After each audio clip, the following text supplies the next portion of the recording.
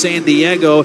Just a bad taste in Manaea's mouth. Well, he came out last time against the Brewers and was great. 2 runs over 5. He basically turned in his best postseason start of his career. And again, it's apropos because it's happening during this season. However, for Manaea, he did see, of course, the Phillies during the regular season, but he saw the Phillies 2 years ago in their march toward the World Series, and it did not go well. 5 runs, 4 hits in a relief inning and a third. And so Manaea, again, will try to pitch with a little bit of that bad taste in his mouth against the Phillies, looking for some retribution. Aaron Nola, the veteran, going for Philadelphia. He's obviously been terrific over his 10 Major League seasons. He has pitched in every series, wild card, division series, NLCS, World Series. He's had trouble in the later rounds. In the early rounds, he has been exceptional. Wild card round ERA of nothing in 2 starts. NLDS like tonight, 2 starts, a 1.54 ERA. So he has been tested in these moments and has come up big. So Manaea against Aaron Nola, those are the pitchers. We'll talk starting lineups and have first pitch next on Odyssey Mets Radio, driven by your Tri-Honda dealers. The Nissan Rogue with available Google built-in helps you make the most of your drive. Take care of the small stuff, like, hey Google, cool down my car. And, hey Google, turn on the dog feeder. Or change up your adventure. Hey Google, navigate me to the nearest music venue. Handle your drive like a pro. Experience the ultimate connection in the new 2024 Nissan Rogue. Now Nissan offers 6 vehicles with starting MSRP under $30,000. Visit your local Nissan store and nissanusa.com today. Not equipped on all vehicles. Requires compatible device. Sequences shortened and simulated. Activation of Nissan Connect services package required. Only use features when safe and legal to do so. Data rates may apply. Subject to third-party service availability. Google, Google Play, and Google Maps are trademarks of Google LLC. Applies to 2024 Nissan Altima, Kicks, Leaf, Rogue, Sentra, and Versa base models. Trim level described with higher MSRP. All prices are manufacturer suggested retail price. MSRP excludes $13.90 destination and handling charges, tax, title, license, and options. Dealer sets actual prices. Hey, New York fans! Phones weren't made to be broken, but life happens. So when you break your phone, Verizon in New York City's got you. Trade in any phone from one of their top brands in any condition, guaranteed, and get a great deal on one of their best 5G phones with unlimited ultimate. Switch now and save. Available at a New York City area Verizon store.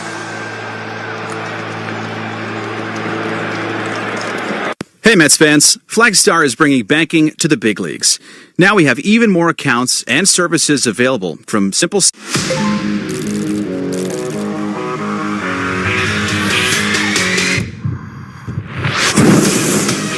Libera tu espíritu ganador. Apuestas deportivas y cientos de juegos de casino. Disfruta de pagos en minutos, una plataforma segura y atención personalizada en todo momento.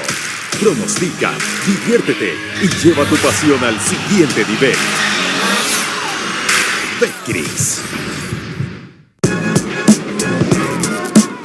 So Profar at second, nobody out for Manny Machado. Machado hits one to right center field. Back goes Rodriguez looking up. Manny Machado stands alone as the Padres' all-time home run leader. Man, oh man, oh Manny, you are number 1 in Padres history. 2-run shot, 429 feet, and history tonight in Seattle. Here's Alonso now. Lindor at third, Nola at first. The pitch.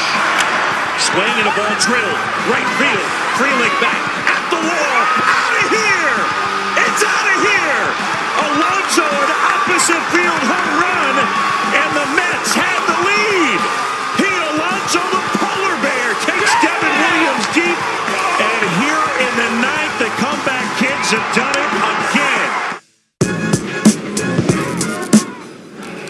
That one is blasted deep to right field, and the Phillies get this road trip off on a good note. It's his 12th leadoff home run of the year. Oh, man, he drills one to deep right field, and that one is gone. His second home run of the game, and a high fly ball to deep right field. They've come all the way back. Kyle Schwarber's 3rd home run of the night. Unbelievable. You talk about making a statement.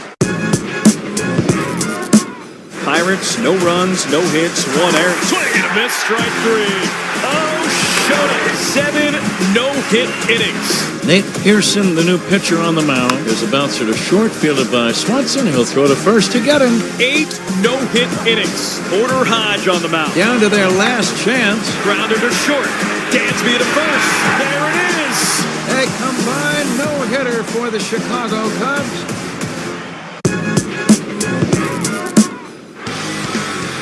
Swing and a miss. Strike 3. It was 105.5 miles an hour. No way!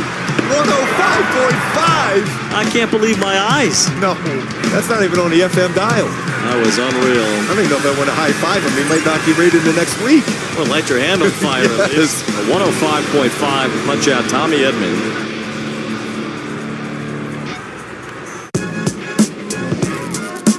Four runs so far through 3 2/3. This ball skied into left field. That'll send Austin Hayes back. He's near the wall. He looks up. It's gone. That ball scalded to center field. Jordan crushes one to straightaway center. Chazzy Fizz on the front. When it's game time, it's Tully time. The first pitch is brought to you by Tullamore Dew Irish Whiskey, the original triple distilled, triple blended, and triple cask matured Irish whiskey. Be sure to grab a Tullamore Dew during tonight's game. Game 3, National League Division Series. The Mets and the Phillies, this best of 5 tied at a game apiece. John Franco getting this place going. Orange towels waving. We are ready to go, and so is the Hall of Fame radio voice of the New York Mets, Howie Rose. All right, Keith, thank you very much. And I suppose it's fitting that Sean Manaea's walk-up song, walk-out song, if you will, is performed by Bill Withers, because as opposed to early in the game in Philadelphia right now, there ain't no sunshine, save for just a little patch in right center field, but nothing that will be problematic for the hitters or the outfielder. I was talking to Harrison Bader about that before the game. He said it won't be an issue at all between the hour later start time and the fact that it's kind of overcast today. There won't be the issue that there was the first 2 games in Philadelphia. Other than the fact, of course, that we got to get Tom Verducci to be quiet so that the network stooge can tell the home plate umpire that, 40-odd thousand people can actually see a baseball game. And I believe they got the go-ahead, and Sean Manaea is about to go to work against Kyle Schwarber. The first pitch of the game, swing and a miss, strike 1. Starts him off with a sinker at 94. Schwarber is 2 for 10 so far in this series. The first of those hits, of course, a long home run in Game 1. And the 0-1 taken on the outside edge, another sinker. And Manaea quickly ahead, no balls and 2 strikes. Schwarber is 2 out of 6 with a home run against Manaea. And immediately Schwarber calls time. And the fans, as opposed to the red October sea of red in Philadelphia, all blue here, waving orange towels. The 0-2 breaking ball low and away. Squirts to the left of Alvarez. And the count 1 ball and 2 strikes to Schwarber. Trea Turner is on deck and Bryce Harper to follow. And the Mets play Schwarber as decidedly a pull hitter, both on the infield where they swing around to the right and the pull in the outfield. So Manaea from the third base side of the rubber deals 1-2 and a breaking ball low and away. The sweeper, 2 balls and 2 strikes. Keith told you about the problems Manaea had with the Phillies a couple of years ago in the postseason, but that sweeper is an example of the difference. The 2-2 fouled back to the screen, a fastball. Manaea was saying, I'm a completely different pitcher than the one that the Phillies beat a couple of years ago. For one thing, he developed that sweeper last year. And this year, of course, as we've talked about since approximately mid-season, dropping his arm angle, and it's made all the difference. 2-2, now the pitch. Swing on a high pop foul, straight back, out of play. That's defensive alignment, sponsored by Orland & Cohen Orthopedic Group. Experiencing orthopedic pain, they've got specialists for that. Alonso at first, Iglesias at second, Lindor at short, and Vientos at third. Nemo, Taylor, Marte left to right. In the outfield, 2-2 to Schwarber. Swing on another pop foul, third base side, long run. Vientos with Nemo, but it's going to reach the seats behind the tarp. And so Schwarber having a real good at-bat here. He has already made Sean Manaea throw 7 pitches. And Schwarber is a guy who you look at as a left-handed batter, you say, well, maybe this should be a pretty good matchup for Manaea, but Schwarber hit 300 against lefties this year. The 2-2 on the way. Swing and a drive, well hit to center. Taylor going back onto the track with a little bit of room. He makes the one-hand catch, and there's one man away. Well, right away, Howie, this building shows up. It's different to play here than it is at Citizens Bank Park. This place, more of a pitcher's park, which may help the Mets contain some of the big bats like Schwarber and Harper. That was well struck out to center, stayed in the yard. May not have down in Philadelphia. It's 401 to straightaway center in Philadelphia, 408 here. Trea Turner takes high, 1 ball and no strikes. And, of course, in Philadelphia, they have that very short outfield wall in dead center field, and then the shrubbery. The 1-0, breaking ball over a called strike. The sweeper, 1-1 to Trea Turner, 2 out of 8 in the series, 5 out of 16 with a homer against Manaea. The 1-1 pitch just missed the outside corner with a sweeper, 2 balls and 1 strike. Doug Eddings, who hunts strikes, is the home plate umpire. Very pitcher-friendly home plate ump. The 2-1 taken for a called strike, a changeup, 2-2. Turner had briefly shown bunt and then pulled the bat back. But Eddings is as friendly to a pitcher as any home plate ump in baseball. 2-2 to Turner. Swinging a ground ball to short, right at Lindor, 1 step to his left, throws to first in time, 2 men away. And the rest of the umpire lineup, along with Eddings, you got the crew chief James Hoy at first, Carlos Torres at second, Rob Drake is at third, Andy Fletcher on the left field line, Edwin Moscoso, the umpire on the right field line, and now here is Bryce Harper. Well, you need to keep Harper in the ballpark for very obvious and maybe somewhat more unrealized reasons. The first pitch on the way to him, swing and a little pop foul outside third. Vieto's charging after it, but he can't get to it in time. It skims the railing next to the dugout, and the count 0-1. Obviously, Harper, a tremendous power hitter. He is, of course, coming off of a long home run and the hit that started to turn the game around for the Phillies the other day. But as a Philly in the postseason, when he homers, the Phillies don't lose, literally. The 0-1 swing and a miss at a fastball. It's 0-2. Phillies 11-0 in postseason games, during which, since joining the Phillies, Bryce Harper has homered. Outfield straightaway, although the infield swings to the right. 0-2 pitch. Swinging a hard hit, grounded to the left side, backhanded in the hole by Lindor. Long throw is right there. Side retired. Nicely done by Francisco Lindor. The Phillies go in order. Middle of the first inning. It's the Phillies nothing and the Mets coming up on Odyssey. Mets Radio, driven by your... A 4-pitch walk to Soto, and they're loaded for Aaron Judge. Judge cranks one. Deep left field. A grand slam. And the Yankees have the lead. Right on cue. He snaps his longest homerless drought, and just like that, the Yankees are in front. What a shot that was. What a moment.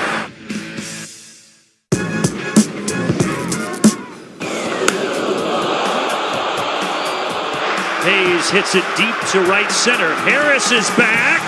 He reaches up. Oh my! He brought it back. What a grab by Michael Harris to keep it 2-0. You see the angle he's going about it. It looks like he's got it tracked, and he gets right to that position and launches himself over the fence. Scalded to center field. Jordan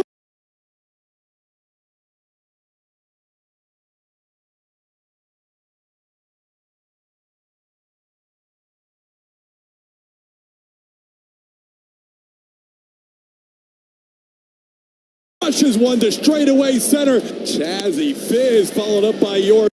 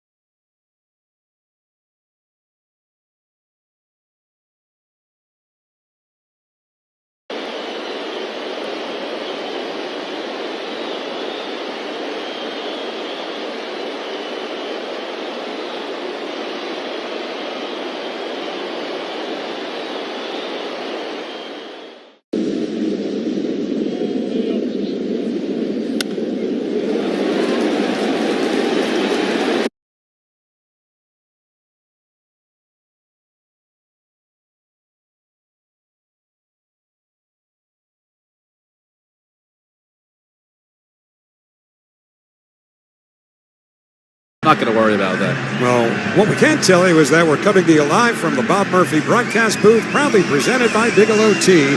Grab a mug and tea proudly. And now here is Lindor as he steps in to face Aaron Nola, who made 33 starts during the regular season. And that was tied for the most in the major leagues. Came within 2/3 of an inning of hitting the 200 mark. He was 14-8 with a 3.57 earned run average. And he faces Lindor, who's gone 4 for 17. Doesn't sound like much, but he has walked 6 times, and that's ignited some late rallies. First pitch, batting left-handed, takes right down the middle, a called strike. 0-1. 94-mile-an-hour fastball from Aaron Nola. One of his many pitches, a specialty of his, is the knuckle curve. He'll throw that about a third of the time. And now you hear the chant of MVP. The 0-1. There's that knuckle curve. It's in the dirt and goes to the backstop. 1 ball and 1 strike. Alec Bohm, the third baseman, is even with a bag and appreciably off the line against the left-hand batter. They play Lindor straight away in the outfield. Nola from the first base side of the rubber delivers 1-1. And a fastball hit high in the air to right center field, pretty deep. Rojas with Castellanos. Rojas calling, makes the catch on the warning track right in front of the 380 mark, and then slaps palms with Castellanos, the right fielder. 1 away. Tell you what, we just said that about Schwarber, right? It's a different place to play up here. And for the Mets, they also are going to play up here, too, where it's a little bit harder to hit the ball out. They'll find out that down the lines is a little bit easier than trying to go out to right center in this place in October when it's a little colder than it was in June and July. And both Schwarber and Lindor's balls might have gone out in June and July. We saw how differently this place plays month to month this year. Well, here's Mark Vientos. The first pitch to him, swing and a miss at a fastball. 0-1. Well, Vientos becoming one of the breakout stars of the postseason. 8 out of 20. 2 home runs, 7 RBIs. He has struck out 8 times. Nola with the 0-1 on the way. And that's line foul off the end of the bat down the right field side. And the count, no balls and 2 strikes. No line foul off the end of the bat down the right field side. And the count, no balls and 2 strikes. Nola this year was 1-1 against the Mets. He pitched a beauty against them here in mid-May. Complete game 4 hit shutout. And then late in the season, in September, the Mets got to him. Here's the 0-2. Breaking ball swung out and missed. There's that knuckle curve, strike 3. And Vientos down on strikes. First strikeout for Nola. 2 up, 2 down. Brandon Nimmo coming up on the 13th against the Mets in Philadelphia. Though the Mets would win 11-3. Nola took the brunt of it, allowing 6 hits and 6 runs over 4 1/3 innings. And that was his second real shaky start. He struggled at times during September. So here's Nimmo, left-hand batter. First pitch, curveball in for a called strike, 0-1. Nimmo 7 out of 21 with a home run in this series. He's got a couple of homers in his career against Nola, 250 lifetime hitter against him. And the 0-1 on the way. Fastball high, 1-1. Mets and Phillies scoreless. 2 out, nobody on last of the first. Phillies with Harper at first, Sosa at second, Turner at short, Bohm at third. Hayes, Rojas, Castellanos left to right in the outfield. Real Muto catching. The 1-1 pitch. Fastball missed inside, ball 2. Nola generally has very good control. Walked 44 batters in that 199 1/3 innings this year. He's in the top 10 in strikeouts. He struck out 7th most number of hitters in the National League. Here's the 2-1. Fastball swung on and missed. A lot of life on that 94-mile-an-hour fastball. And the count 2-2. 2 out, nobody on. Last of the first. Pete Alonso waiting on deck. No score. And Nola with a left leg kick. Deals 2-2. Way inside near the shin of Nimmo, 3-2. Brandon says he's fine after that collision in the outfield with Mark Vientos on Sunday in Philadelphia. Fans didn't seem too interested in whether Nimmo ever got up or not. 3-2. Now the payoff pitch.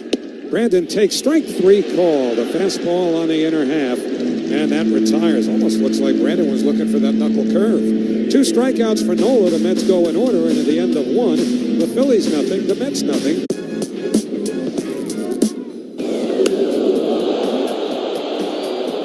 Hayes hits it deep to right center. Harris is back. He reaches up. Oh my!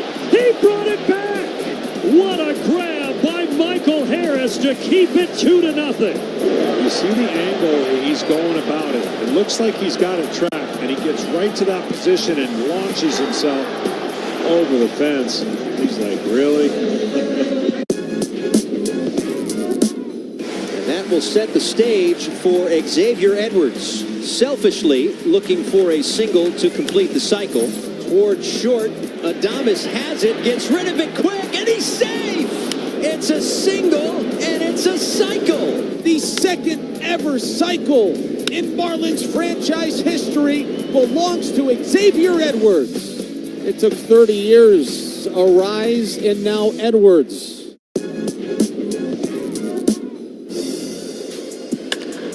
Broken now, right field, and Gunnar Henderson has gone yard again to start the game. And with that, Gunnar Henderson holds the new single-season title for home runs by an Orioles shortstop. Move over Cal and move over Miguel Tejada. It's now Gunnar Henderson's world. Here's Alonso now. Lindor at third, Nola at first. The pitch. Swing and a ball drilled. Right field. Freeling back at the wall. Out of here! It's out of here! Alonso an opposite field home run, and the Mets have the lead. Pete Alonso, the polar bear, takes Devin Williams deep, and here in the ninth, the comeback kids have done it again.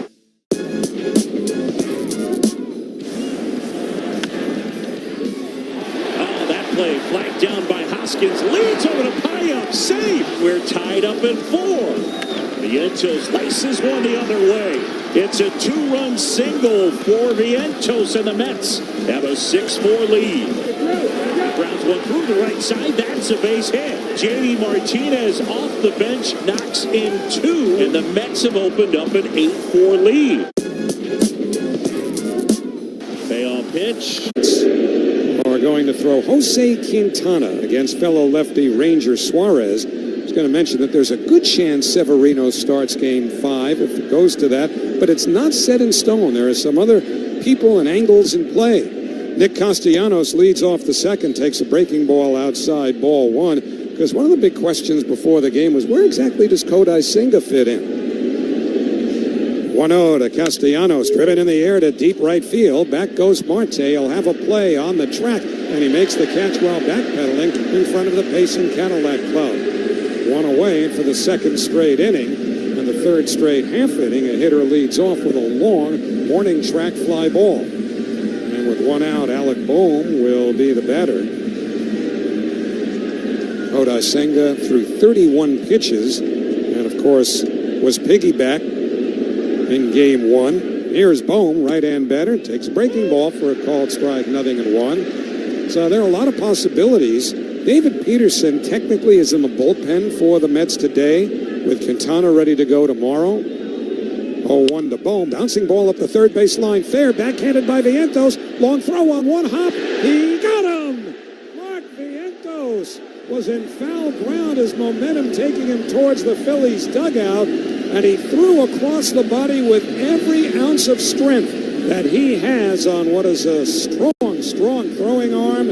And he gave Alonso a perfect hop to work with, and they got Boehm by a step. 2 men away, beautifully done. You know, when the Mets were in San Diego, I asked Mark Vientos, who's your favorite guy growing up watching? He said, Manny Machado, and that was as close to Machado as Mark Vientos is going to get, you know, without all the other frills that came with it a couple of days ago. Well, here's JT Realmuto, first pitch fastball outside, ball 1. Yeah, Vientos' throw was designed to go towards first base. Not the dugout side. Yeah, either one. Realmuto 0 for 6 in the series. 2 out, nobody on, no score in the second. The pitch, breaking ball over a called strike. The sweeper, 0-1. Scoreboard update. The local Honda dealers contact 1 for a great deal today. Padres and Dodgers, as Keith alluded to, will be later on. That series tied 1-1. 1-1 to Real Muto, drilled hard and foul down the third base line. Beautiful catch on the carom by the ball boys, seated right next to the tarp. And it's 1-2. Yankees and Royals, Cleveland and Detroit tomorrow. 1-2 to Real Muto. Manaea deals. Inside he hit him. JT Real Muto hit on the arm by a 1-2 fastball. And that's how this game gets its first base runner. Manaea's been so good locating so far, 5 up and 5 down. He's kind of put the ball exactly where he wanted to get some tough hitters like Schwarber, like Harper. Tried to come up and in and did. Too far, though, and missed his spot big time. A couple of things now. First off, by now the Mets have hit the most hitters of any team in the majors this year, but they run on Manaea. First pitch, though, hit on the ground to third. In a step, Vientos to grab it. Throws to first in time, side retire. And don't ever discount the possibility of Real Muto, even though he's a catcher, attempting to steal a base. He'll do that, but will set the stage for Xavier Edwards. Selfishly looking for a single to complete the cycle. Towards short, Adames has it, gets rid of it quick, and he's safe! It's a single, and it's a cycle! The second ever cycle in Marlins franchise history belongs to Xavier Edwards. It took 30 years, a rise, and now Edwards.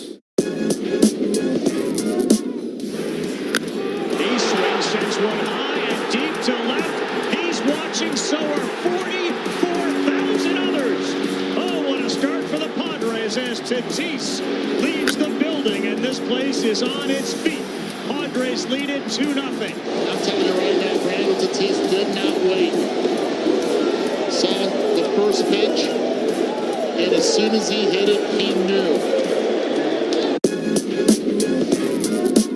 1 out away for Dylan Cease. Abrams to right field. Johnson coming in. He makes the catch. No hits for the Nats. Dylan Cease throws a no-hitter. The second no-hitter in Padres history. There'll be a sea of San Diegans celebrating back home today.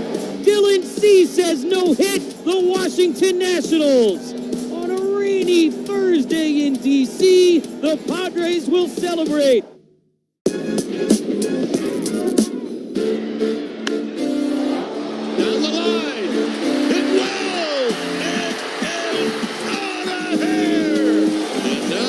Find out if that went into the water.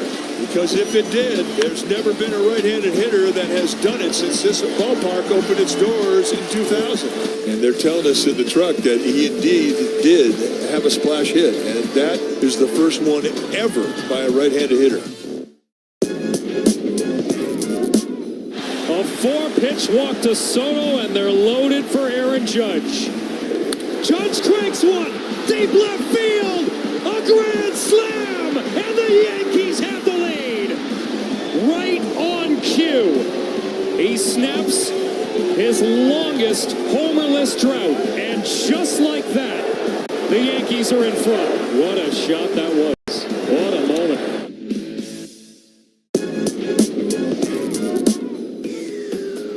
That's bullshit. Hard to left field. Higashioka has done it again. And he pulls one down the line. It's a fair ball. Machado. Once this season is over with, we get to the postseason, but I guess they saved the big hand for Pete for the pregame introductions. He just about sneaked into the batter's box, but he's ready to go against Aaron Nola, and he's had success against Nola before. First pitch on the way, hit high in the air to right field, pretty deep. Castellanos back at the track, at the wall, and it's gone! He hit it off the facing of the second deck, the Coca-Cola corner. Another opposite field home run for Pete Alonso. The Mets are leading by a score of 1-0. And this is a matchup that we heard about coming in. We've heard about for years. Pete owns Nola. 5 homers, a .320 batting average in the regular season. How would it go today? Well, it went out to right. That's how it went. And that has been something that's been a thing for Pete lately. Certainly the most memorable one in Milwaukee on Thursday night. That's the 5th opposite field homer he's hit since just about the end of August. Here's Jose Iglesias, right-hand batter. First pitch, fastball in for a called strike, 0-1. From August 27th until right now, that's 5 opposite field home runs. He'd only hit 2 like that in his first 131 games this year. And we've seen over the years he's got real good power the other way. The 0-1, a breaking ball outside, 1 ball and 1 strike. So everybody can come up with their theories as to why. But the fact of the matter is, if confidence was ever an issue with Pete late in the year, you can see it coming back now at the perfect time for him personally and professionally. The 1-1 breaking ball hit hard towards third, base hit under the glove of the diving Bohm. Picked up in left field by Hayes. He plays it in, and Iglesias is aboard with a leadoff single. Not a leadoff single, it's the second hit for the Mets, but it's the second after Alonso's leadoff home run. And so with the Mets up 1-0, Jesse Winker will be the batter. And, first couple of innings for the Mets during this postseason, largely it's been crickets, right? Their time has been the 8th and 9th innings. Winker, left-hand batter, first pitch, breaking ball over a called strike, 0-1. Innings 1 through 7. The first 5 games of the postseason, the Mets have hit .209 with 3 homers and 15 RBIs over those 7 innings. 8 and 9, innings 8 and 9, a whole different story.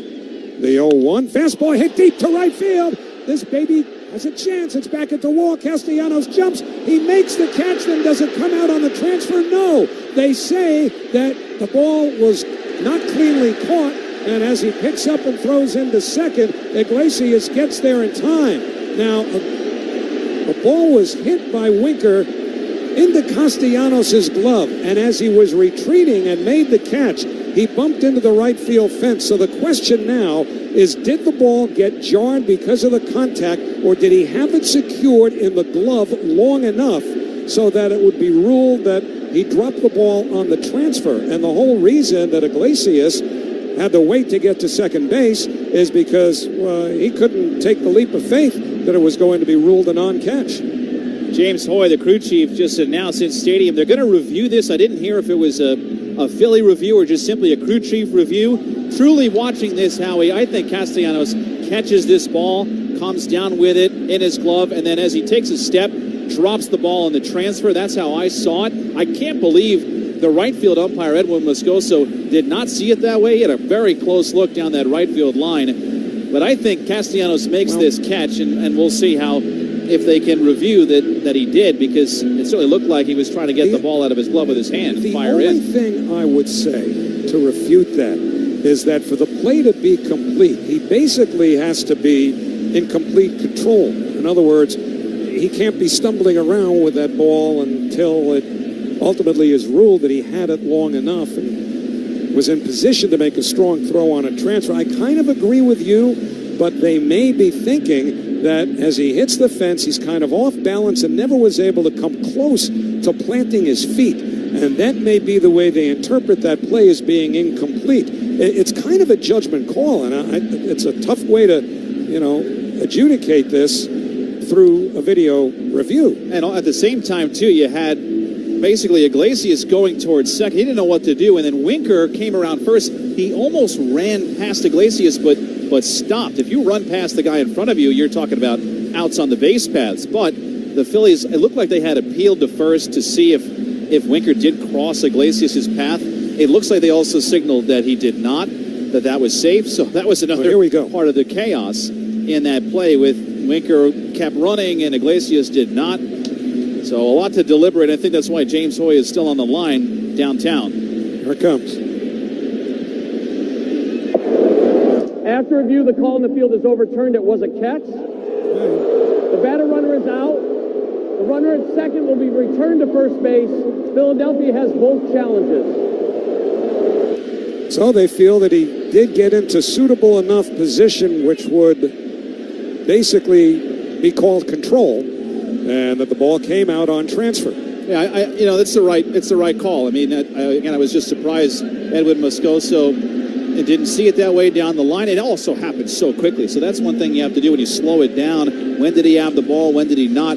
in real time. It happened so fast that it looked like he didn't have the ball. I think Moscoso might have also seen that ball started to crawl up, but it did settle into the web. Here's Starling Marte.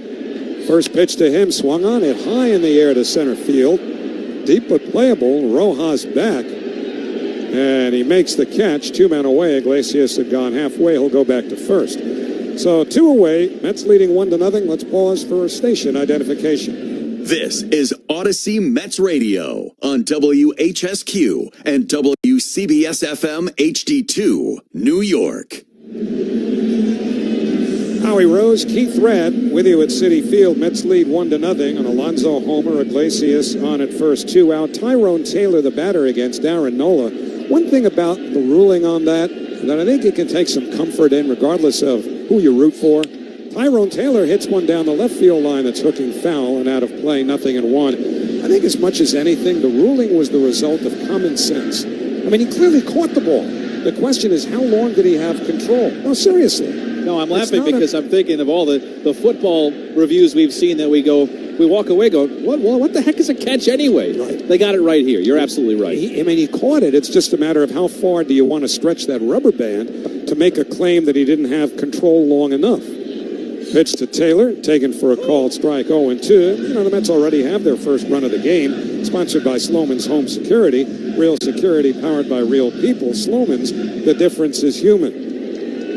So the Mets leading 1-0, but they've hit some shots off of Nola in this inning.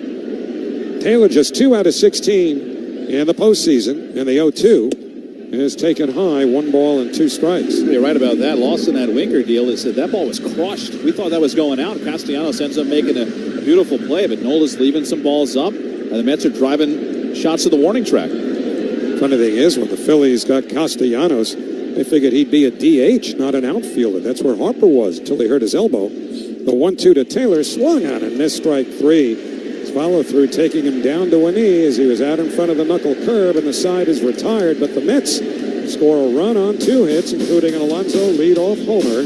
1 man left, and at the end of 2, it's the Mets 1, the Phillies 0 on Odyssey Mets Radio, driven by your Tri-Honda dealers.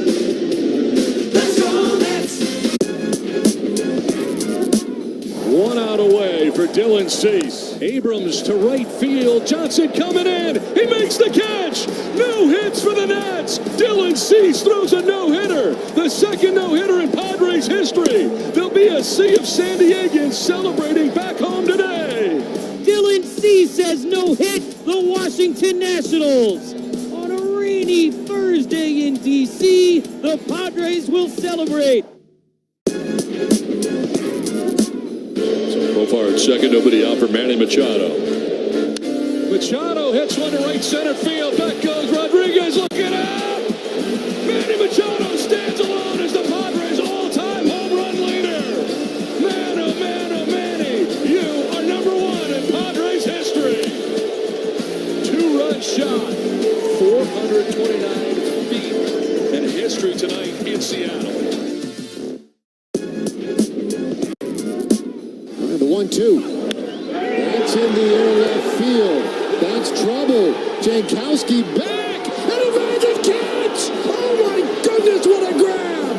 He brings the game back. You just saw Major League thievery right there. Unbelievable. Our hearts stopped for a second. You're thinking this ball has a chance to get out.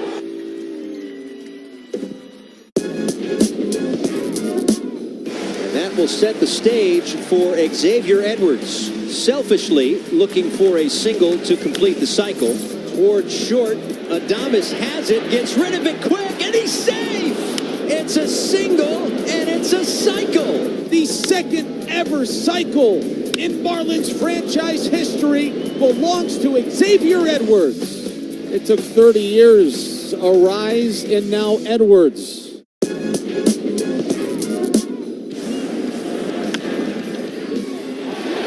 Play flagged down by Hoskins, leads over to Payam, safe. We're tied up at 4. Vientos laces one the other way.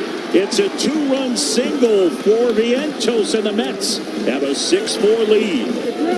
Browns one through the right side. That's a base hit. JD Martinez off the bench knocks in 2, and the Mets have opened up an 8-4 lead. Let's one fly. A lot of these guys have good head-to-head numbers. Sosa 4 for 8. First pitch missed inside, a fastball. Hit him. Oh, he grazed him.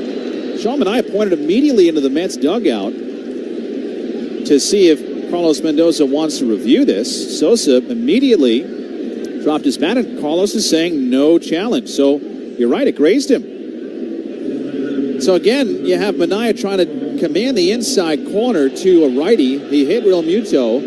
This grazed Sosa's elbow guard, and it looked like from the replay Sosa might have wiggled that elbow a little bit in and then out, but in any event, he's on base. Here's Rojas. First pitch shows bunt, pulls back, and takes the sweeper outside.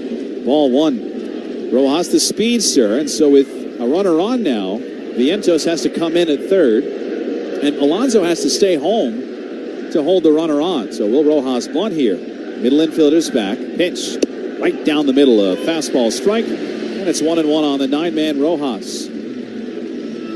Rojas just 1 for 3 with a walk in the series. He against Manaea, 0 for 5 lifetime. Manaea saw the Phillies twice during the regular season, and time called by Rojas.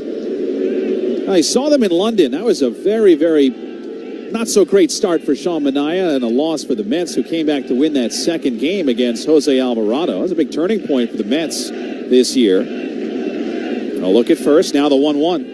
Swing and a miss at a pitch way outside. Got him to flail over the changeup, and it's 1-2.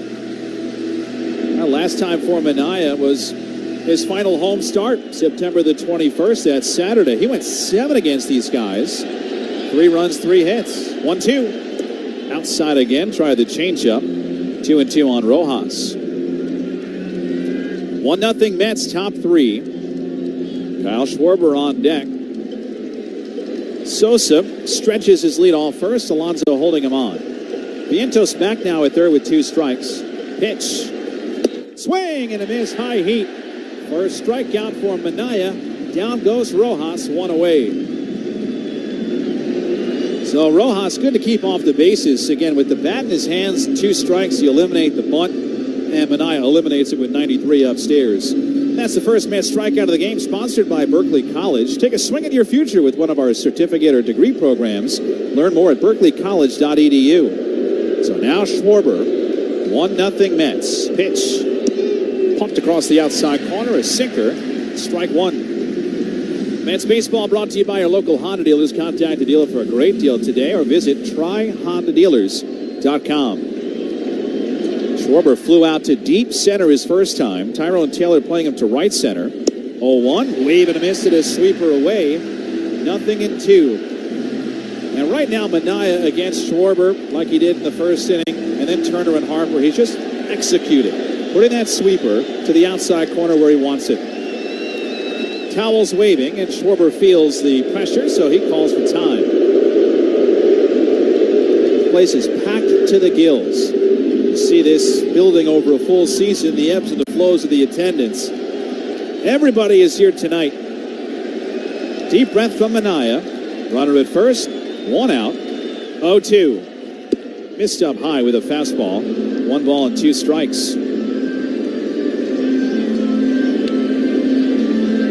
Schwarber, a home run in the series that got us started in Game 1, a game that the Mets would storm back late and win 6-2. Phillies won Sunday 7-6 to even things up. Manaea set, infield back, throw over to first, a very soft toss, and Sosa's already back before the ball even came close to Alonso's glove. First disengagement. Well, that game on Sunday that, again, Castellanos ended up walking it off, it felt like whoever's going to hit last was going to win. Now the Mets are home, and they get a chance to hit last for the first time in weeks. 1-2. High and away, missed with a heater. 2 balls and 2 strikes. And that's that fastball Manaea trying to dot to the high outside corner. Schwarber back in, left-handed hitter. Red Sox pulled up high. 2-2. Popped in the air foul. slicing away down the left field seats and into the crowd, 2-2. We are coming to you live from the Bob Murphy broadcast booth, proudly presented by Bigelow Tea. Grab a mug and tea proudly.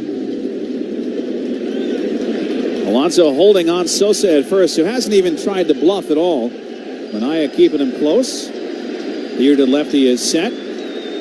Deep breath. The kick in the 2-2. Got him swinging. 95 up, strike 3.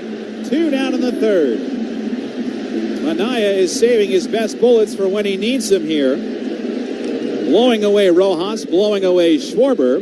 First 2 strikeouts of the game, and here's Trea Turner. Mets ahead 1-0 on the Alonso bomb. It's a shutdown inning 2 for Manaea, who just got the lead, bottom 2. 1 on, first pitch.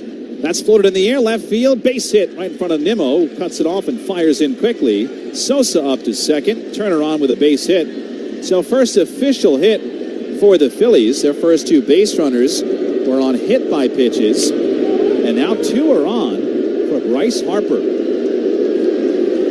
Harper, first time up, grounded out to short. Yeah, but he hit the ball hard. He hit it to the shortstop hole, and Lindor reacted quickly and had to make a strong throw from the edge of the outfield grass. Now, a lot of talk, too, after what Harper did in the first 2 games. How do you deal with him? Do you face him? Do you walk him? Well, you got to face him now. 2 on, 2 out, 1-0 Mets. First pitch, swing and a miss. Took something off, snapped over a sweeper. Strike 1 on Harper. Looked like Manaea went fastball up to Harper to get him to ground out first time, but he did hit it hard, like Howie said. 0-1. Flied foul behind home plate, 0-2. Fans at Citi Field rise to their feet, clad in blue and orange, but above them, swirling around 40,000 orange towels. Whipping like a clock. 1-0 Mets, 2 on, 2 out. 0-2 to Harper. Pitch. Little tapper right back to the mound. Manaea's got it, turns, fires to first in time, inning over. Phillies get a pair on, but Sean Manaea wiggles out of trouble in the third. Mets 1. That one is blasted deep to right field, and the Phillies get this road trip off on a good note. It's his 12th leadoff home run of the year. Oh, man, he drills one to deep right field, and that one is gone. His second home run of the game, and a high fly ball in deep right field. They've come all the way back. Kyle Schwarber's 3rd home run of the night. Unbelievable. You talk about making a statement. There's always that opportunity, yeah, but I think you have to throw at least one. Line down the left field line, it is a fair ball. 1 run scores. 2 runs score. Everybody scores. It's a bases clearing. Big pinch hit for Albanez, and it is 5-2 Detroit. Oh my goodness, what a big hit off the bench off of Josh Hader. 2-0, there's the swing and a high fly ball towards the right field corner. Fair or foul towards the pole. It's off the pole and gone. Pavin Smith, his 5th of the year. Pavin swings. That's belted. Deep left field. Alvarez turns, walks. It's gone. A grand slam. 2nd home run. Hang on. He's done it again.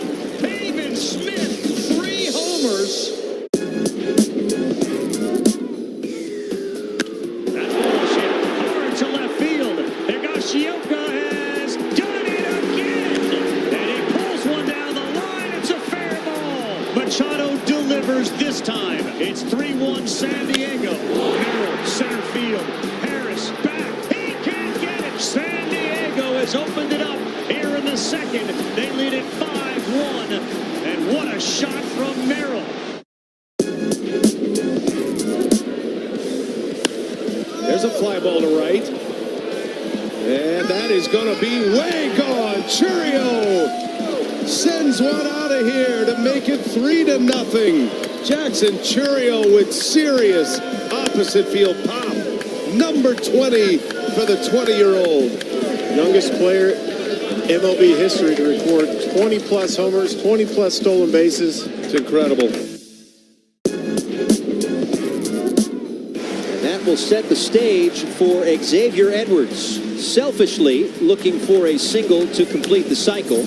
Towards short, Adames has it, gets rid of it quick, and he's safe!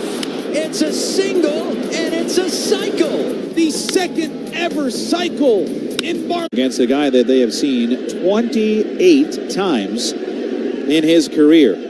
Righty against righty, Alvarez climbs in. First pitch from Nola. Swinging a smash down the left field line toward the wall. It is off. Hayes fields and fires in quickly, and Alvarez held to a long and booming single to left. It was hooking away from Hayes, had a lot of topspin, so it looked like it might have a chance to have some distance, but it angled down, and Alvarez has a base hit.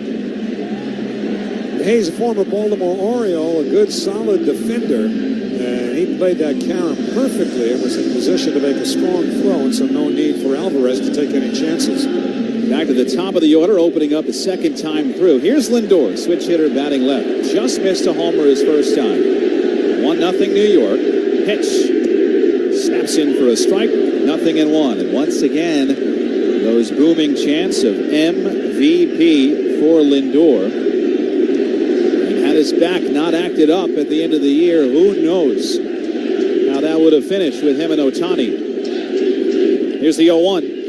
Swing and a miss when fishing for the knuckle curve down in the dirt and in, and it's 0-2. Well, Aaron Nola so far, again, first time through, just reading some swings. Lindor got into one to right, just missed it. Alonso hit one out. Iglesias a single. Winker, had it not been for a Castellanos leaping catch, he would have had a base hit. Nola's been leaving some pitches up. Runner at first, nobody out. 0-2. Missed up high with a fastball. Ball and 2 strikes. And Nola has liked it here, even though so far it's 1-0 Mets. He's very comfortable here. He's pitched here, feels like 1,000 times. It turns out to be 14 times of the 28 head-to-heads against the Mets. Had some good numbers. The set and the 1-2. Just missed low, stared at a changeup down. 2 balls and 2 strikes. Against the Mets, a 3.46 ERA here, an ERA a little lower than that, 3.28. But right now, the Mets hit the ball hard against Aaron Nola. Alvarez off first, nobody out, and time called.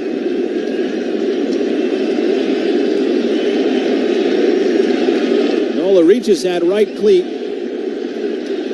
red colored against the first base side of the rubber. He comes set. 2-2 to Lindor. Swinging a line drive center field. Rojas stops, takes a couple of steps in, makes the catch for the first out. Ended up having to lean forward a little bit on a shot right at him.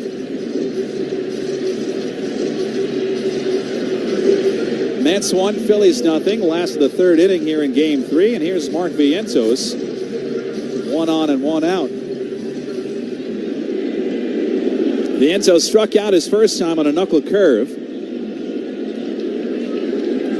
And Harper still holding on Alvarez at first. Vientos now with that strikeout, just 8 for 21. Pretty good numbers in the playoffs. First pitch here, fouled back to the screen. Late on that sinker with run down and in. Count 0-1. Now Vientos, the star of the show in Philadelphia against Christopher Sanchez. And that game is kind of indicative to the kind of year Vientos has had. A year of adjustments. Getting better as the season goes on. 0-1.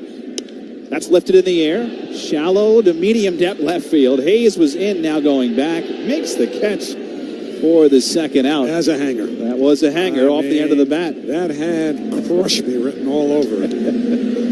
So that was the knuckle curve again. Talking about adjustments that Vientos swung and missed at. This one, Nola had him out in front, but you can tell Vientos little by little seeing that pitch better.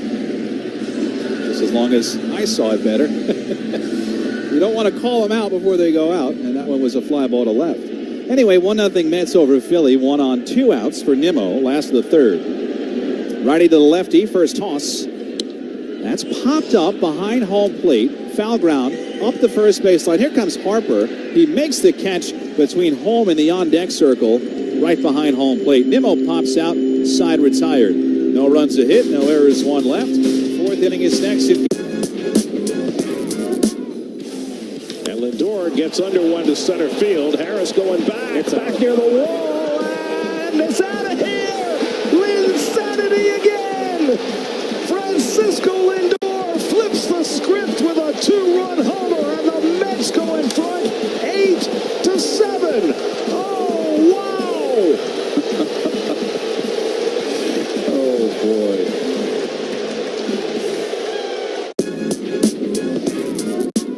Payoff pitch. High fly ball out towards right center field. Pete Crow Armstrong at the wall. Jumps. And he made the catch. Oh, baby. Pete Crow Armstrong steals a homer. And that is how this one comes to an end. And the Cubs win the ball game. Pete Crow Armstrong with a dazzling display of defense tonight. The pitch. He struck him out. And the Kansas City Royals move on to the division series. And the Kansas City Royals, who lost 106 last year, the most ever by a team that made the playoffs the next year, not only make the playoffs, they march on. And the Baltimore Orioles have lost 10 straight postseason games in a row.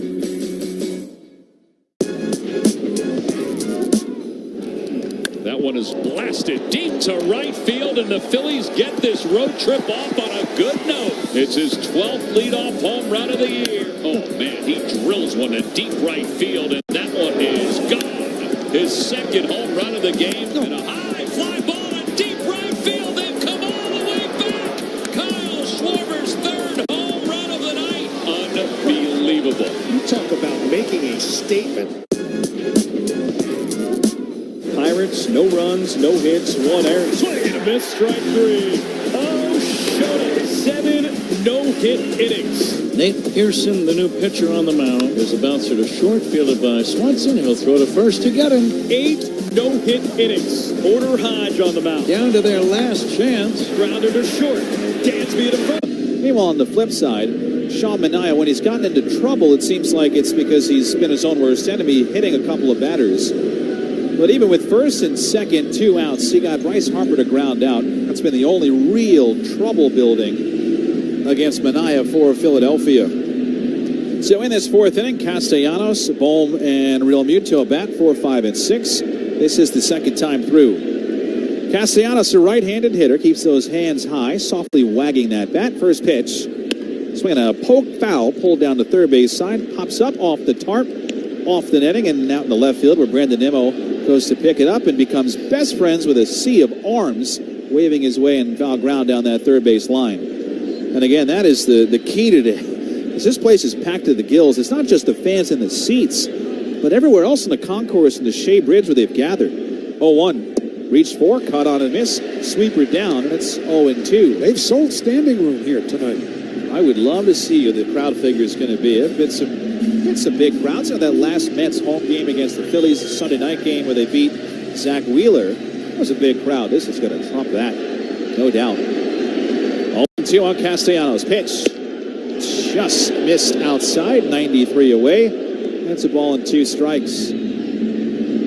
Now, Castellanos in that series that started in Philadelphia turned out to be a funny moment, a moment that encapsulates these two cities battling it out against each other. The 1-2. Poke foul over the first base dugout and out of play. I remember that there was an at-bat where Castellanos swung at a couple pitches in the dirt and then laid off a ball in the dirt. I mentioned on the air there was a sarcastic cheer in that Philly crowd because Castellanos finally laid off a ball in the dirt. 1-2. Up and away fastball, 2 balls and 2 strikes. Well, it turns out there was a camera that caught the zoom in of when Castellanos heard that cheer. He basically said, these, insert word here, these people. 2-2. Fouled back and out of play, 2-2. And that's what happens when you play for Philly or the Mets for that matter. Early failures, you get booed. You succeed, like what Castellanos did in that game, had the walk-off hit. You're the greatest hero they've ever seen. That's just how it goes. They'll wind up the 2-2. Swing a smash in the air to right. Marte back a couple of steps, curls around and makes the catch. 1 away. And in fact, not just the Phillies and Nick Castellanos, but Francisco Lindor. Met with the media earlier today and asked about, the first game back home and playoff atmosphere. What do we like to get cheered? And Francisco, you could see, was holding back for a minute, then finally said, well, they'll cheer us, but they'll boo us too if we don't do a job.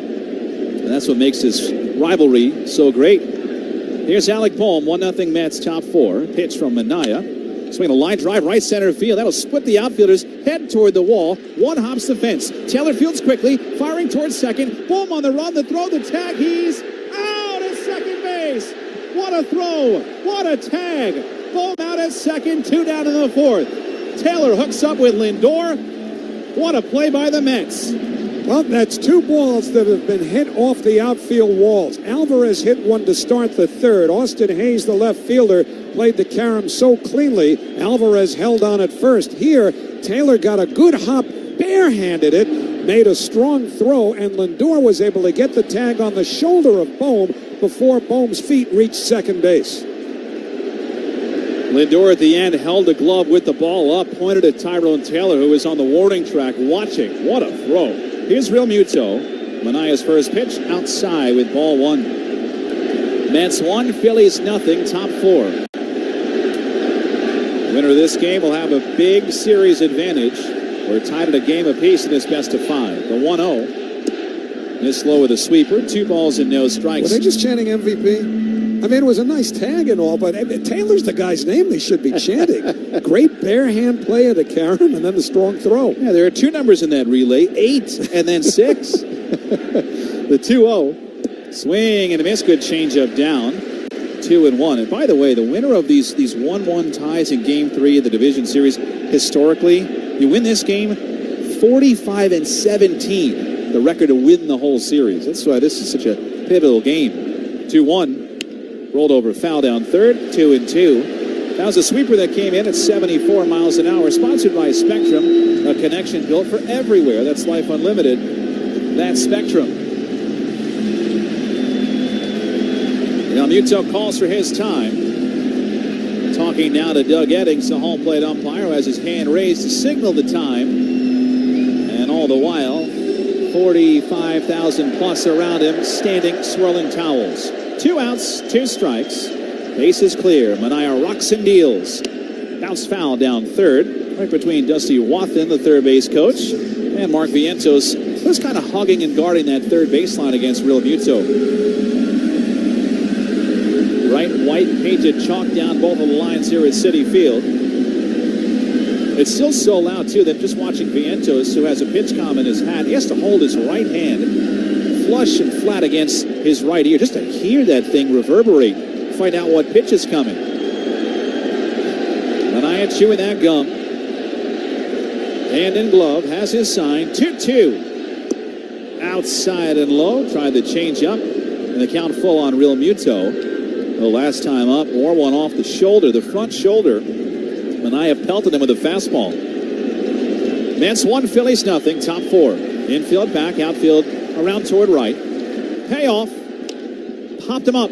Shallow center. Iglesias going out. Taylor racing in. Taylor is there to make the catch and retire the side. Make it 4 scoreless for Sean Manaea. Good defensive play, too, by the Mets. We go to the bottom of the 4th inning at Citi Field. 1-0 New York, the lead over Philly on Odyssey Mets Radio, driven by your Tri-Honda dealers. Let's go Mets! Come home to us and why. Lot to get to here on our post. Is pounded deep out to left. The walk-off slam for Wyatt Langford. Steps up here in the bottom of the 9th with the bases loaded and just unleashes on Clay Holmes with a game-winning walk-off grand slam home run. A wild adventure this one was tonight.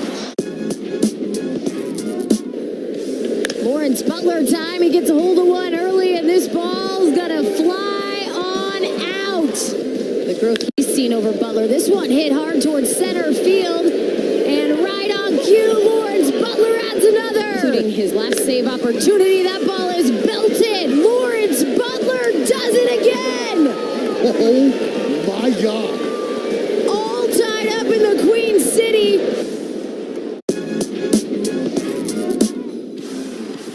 Rojas on the ground at 3rd. Machado touches 3rd, fires to 2nd. Out at 1st. Oh my goodness! It's a triple play. It ends the ball game. The San Diego Padres have clinched their spot in the postseason after a magical 2024 campaign. What a way to wrap it up, and they will celebrate in LA tonight. 2 games back in the division. That's not over yet. 80 degrees, crystal clear skies. We start the bottom of the first. And a high fly ball to deep right center field. The Phillies have the lead. And Kyle Schwarber has the Major League season record for leadoff home runs. He now has 14. It is 1-0 Phillies. What else can you say? The man is just absolutely incredible. 2-0, there's the swing and a high fly ball towards the right field corner. Fair or foul towards the pole. It's off the pole and gone. Pavin Smith, his 5th of the year. Pavin swings. That's belted. Deep left field. Alvarez turns, walks, it's gone. A grand slam. Second home run. Hang on. He's done it again. Pavin Smith, 3 homers. But a big game 3 with the Mets already lead 1-0. Reason for a lot of the comebacks, reason for the lead tonight, Pete Alonso, who leads off the bottom of the 4th. First pitch from Nola. Breaking ball down and away for ball 1. It's a pretty good idea for Aaron Nola, who hung a first pitch on the outside corner. Pete went with it and drove it to right field off the facing of the second deck for a solo shot to give the Mets a 1-0 lead. The wind up and the 1-0. Bender down and away, missed again. 2 balls and no strikes. Behind Alonso, then Iglesias and Jesse Winker. Guys that all hit the ball very hard first time up. Iglesias had a hit. Winker was robbed of a hit on a leaping catch by Nick Castellanos. 2-0 on Alonso. Wind up, twist, stand the 2-0. Pumped in at the knees, a sinker. 92-mile-an-hour sinker, and it's 2-1. Now we talk about the Alonso-Nola battle. That Pete has owned him here in professional baseball, but it goes back even further than that to college with these two guys in the SEC. Nola's 2-1. At the knees again, sinker strike, 2-2. Nola is from LSU. Alonso is from Florida. Always a good battle in baseball, those two schools. Nola used to chew Pete up in college. Well, where it counts for some dollars and cents, Pete's chewed up Nola. 2-2. Down and away, bounced it in there, and the count full. He was just playing possum in college. He knew they'd meet in the big leagues. Nola was a first-round pick out of LSU, 7th overall in 2014, 10 years ago. Alonso leading off this bottom of the 4th. Nola winds and deals the payoff.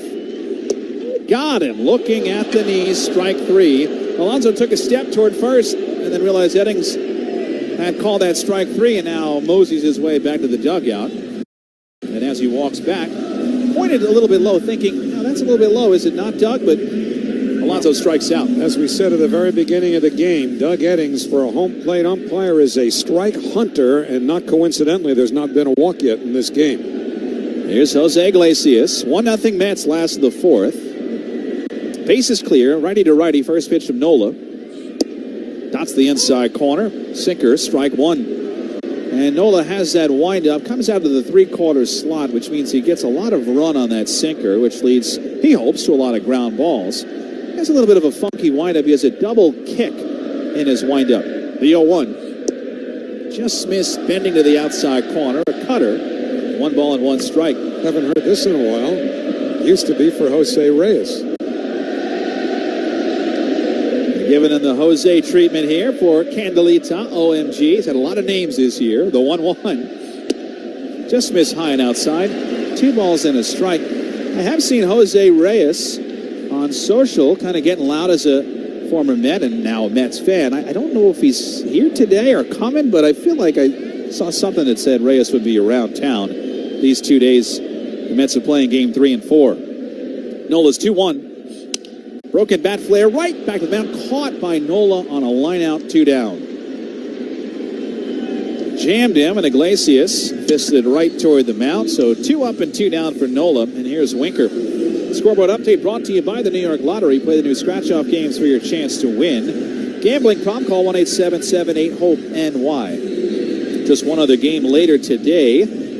Dodgers are visiting the Padres in San Diego in a series tied a game apiece. Walker Buehler against Michael King. Good matchup. First pitch to Winker, batting left-handed. Missed high with a fastball. Ball one. Dodgers desperately need Walker to replicate his best. Well, it's tough coming off Tommy John. Started to pitch a little better late in the year, but they need him badly. Bowman at third. Rest of the infield back and around to the right. The 1-0. Down and in. 2 balls and no strikes. No, we were on the bus back from Philadelphia on Sunday, but you see some of those images of the Dodgers fans throwing things at the Padres players? Awful. I was a little surprised at that. Maybe I'm new to this thing, but it's supposed to be a relaxed California crowd. Those days are over. 2-0. In for a strike sinker, 2-1. The last 10 years or so, the Dodger fans have kind of grown into a different reputation than what you used to have, which is what you just described. Unfortunately. We'll see what happens tonight. Any theatrics on the field between both teams. Tempers were flaring up in that second game. 2-1. Winker hits a high drive. Right field toward the pole. It is gone! Second deck shot, Jesse Winker. 2-0 Mets in the fourth. Oh, did he turn on that, kept it fair, and sent it out to the Coca-Cola corner.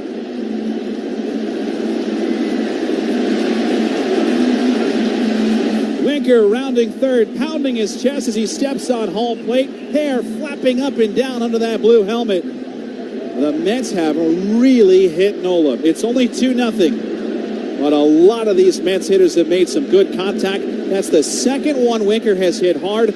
Castellanos robbed him first time up. This is a high inside fastball, and boy, did it end high and deep. He was right field line. Sorry, he was 4 for 49 before that homer. Here's Marte, first pitch. Shows bunt, pulls back, takes a sinker, strike one.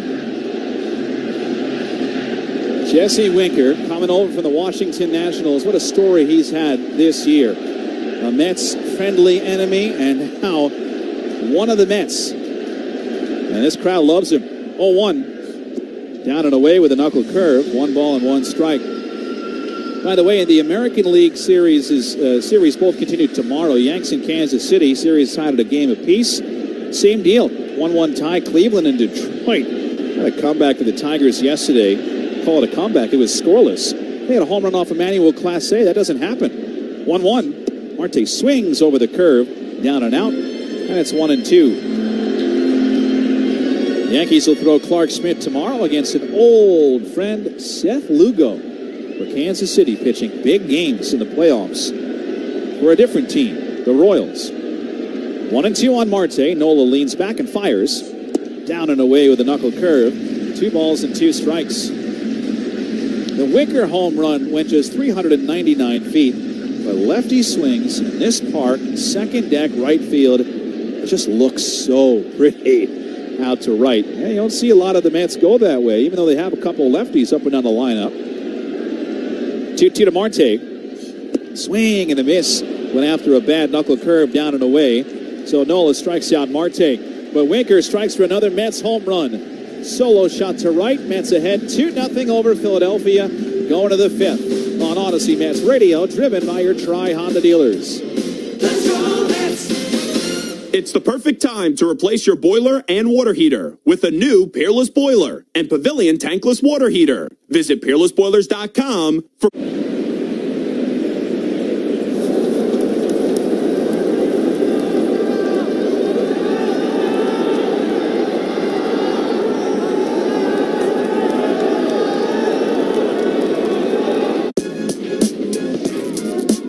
Here's Alonso now. Lindor at third, Nola at first. The pitch. Swing and a ball drilled. Right field. Freeling back. At the wall. Out of here! It's out of here! Alonso an opposite field home run. And the Mets have the lead. Pete Alonso, the polar bear, takes Devin Williams deep. And here in the ninth, the comeback kids have done it again. Pirates, no runs, no hits, 1 error. Swing and a miss, strike 3. Oh, Shota, 7 no no-hit innings. Nate Pearson, the new pitcher on the mound, is a bouncer to short, fielded by Swanson. He'll throw to first to get him. 8 no-hit innings. Porter Hodge on the mound. Down to their last chance. Grounder to short. Dansby to first. There it is. A combined no-hitter for the Chicago Cubs. The 1-2. That's in the air left field. That's trouble. Jankowski back. And a magic catch. Oh my goodness, what a grab. He brings the game back. You just saw Major League thievery right there. Unbelievable. And our hearts stopped for a second. You're thinking this ball has a chance to get out.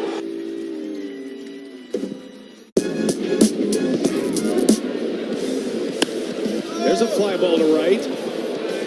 And that is going to be way gone. Churio sends one out of here to make it 3-0. Jackson Churio with serious opposite field pop. Number 20 for the 20-year-old. Youngest player in MLB history to record 20-plus homers, 20-plus stolen bases. It's incredible.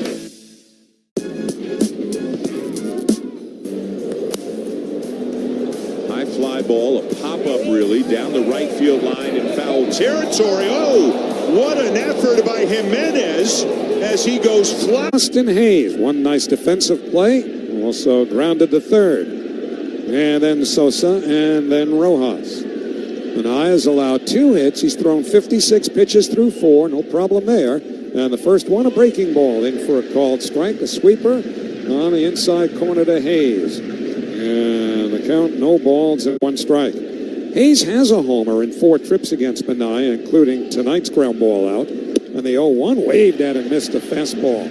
So, a sweeper in, a sinker away, and that has Manaea ahead, no balls and 2 strikes. And Hayes, wanting to slow him down just a bit, takes his time out. And the pitch clock is back in motion.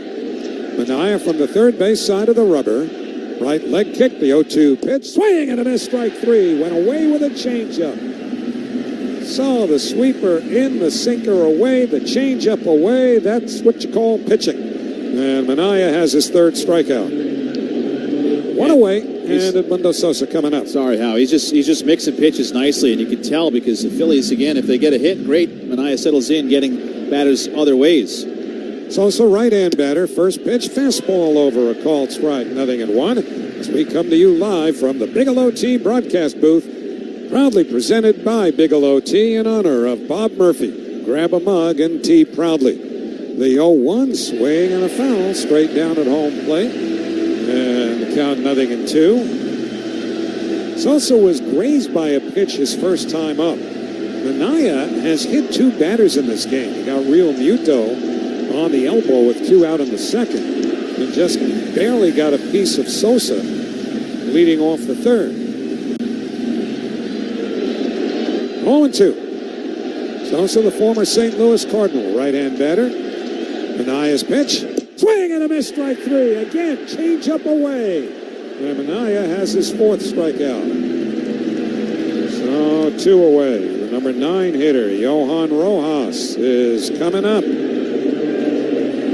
Look out in right center field to the left of the bullpens. You see the 7-line army clad in their bright orange shirts. They're the outliers. First pitch to Rojas, slow hit, bounce it to the right side. Iglesias up with it, throws to first in time. Side retired, save for the 7-line. Everybody else in blue, waving orange towels. And Manaea gets the Phillies in order. Let's one fly, heads up in the upper deck. Shohei's on his way. That's number 54 for Ohtani. A 3-run Titanic shot. I mean, I'm not even sure. So I'm going to marvel at the fact that he hit a 3-run home run. The guy is another planet. Yes, he's probably the greatest all-around baseball player to ever walk. I give all those accolades. Maybe that swing. Drives it in the air. Deep left center. Judge leaping. And he made the catch. Oh, Aaron Judge. What a play. He does it all. And there's the double play. double play by the Yankee defense, and what a catch by the captain. What a way to end the inning. 80 degrees, crystal clear skies. We start the bottom of the first. And a high fly ball to deep right center field. The Phillies have the lead. And Kyle Schwarber has the Major League season record for leadoff home runs. He now has 14. It is 1-0 Phillies. What else can you say? The man is just absolutely incredible. There's a fly ball to right. And that is going to be way gone. Churio sends one out of here to make it 3-0. Jackson Churio with serious opposite field pop. Number 20 for the 20-year-old. Youngest player in MLB history to record 20-plus homers, 20-plus stolen bases. It's incredible. Tyler Fitzgerald, who's hit a home run in each of the last 4 games he's been in. Swing, and he hits a high drive deep to left field. And has he done it again? Yes, he has. Way back into the Dodger bullpen. Now that is an amazing feat. That's the 5th game in a row in which Tyler Fitzgerald has hit a home run. Well, he gets a hanging breaking ball. You've been sitting upstairs to this guy right now, and he's going to make you pay. Pirates, no runs, no hits, 1 error. Swing and a miss, strike 3. Oh, Shota, 7 no-hit innings. Nate Pearson, the new pitcher on the mound, is a bouncer to short, fielded by Swanson. He'll throw to first to get him. 8 no-hit innings. Porter Hodge on the mound. Trip, deal with it. I love that story. Oh, it's great. It's a good idea, too. Tyrone Taylor leads off against Aaron Nola. First pitch to the right-hand batter, a fastball in for a called strike, 0-1. Taylor just 2 for 17 in the postseason with 7 strikeouts, including his first time up today. Alvarez on deck, and then Lindor. And that's about hit the Phillies 4-2 and lead 2-0. Here's the 0-1. Breaking ball swung on and missed. That knuckle curve still a great weapon for the 31-year-old Aaron Nola. And the count 0-2. When he re-signed with the Phillies, there were some people who were somewhat surprised at Philadelphia. Well, their ownership, they've said over the last few years, we're all in at virtually any cost. Virtually. The 0-2 breaking ball grounded foul over by the Phillies dugout. He makes 30-plus starts every year for the last 5-6 years. That kind of durability is so valuable for any team. I mean, talk about their number 5 starter. They were dying to find anybody that could give him innings, and Nola is just automatic. Here's the 0-2 on the way. Swing and a miss, strike 3. Got him with a changeup, and that's the 6th strikeout for Nola. So 1 away. Francisco Alvarez will be coming up. The thing of it is, the Phillies are using have one less pitcher on their postseason roster than do the Mets. And as a result, the Phillies have a 5-man bench, the Mets 4. And one of the reasons for that is that the Phillies basically did just fine with their top 4 starters. The 5th spot, that was a disaster area.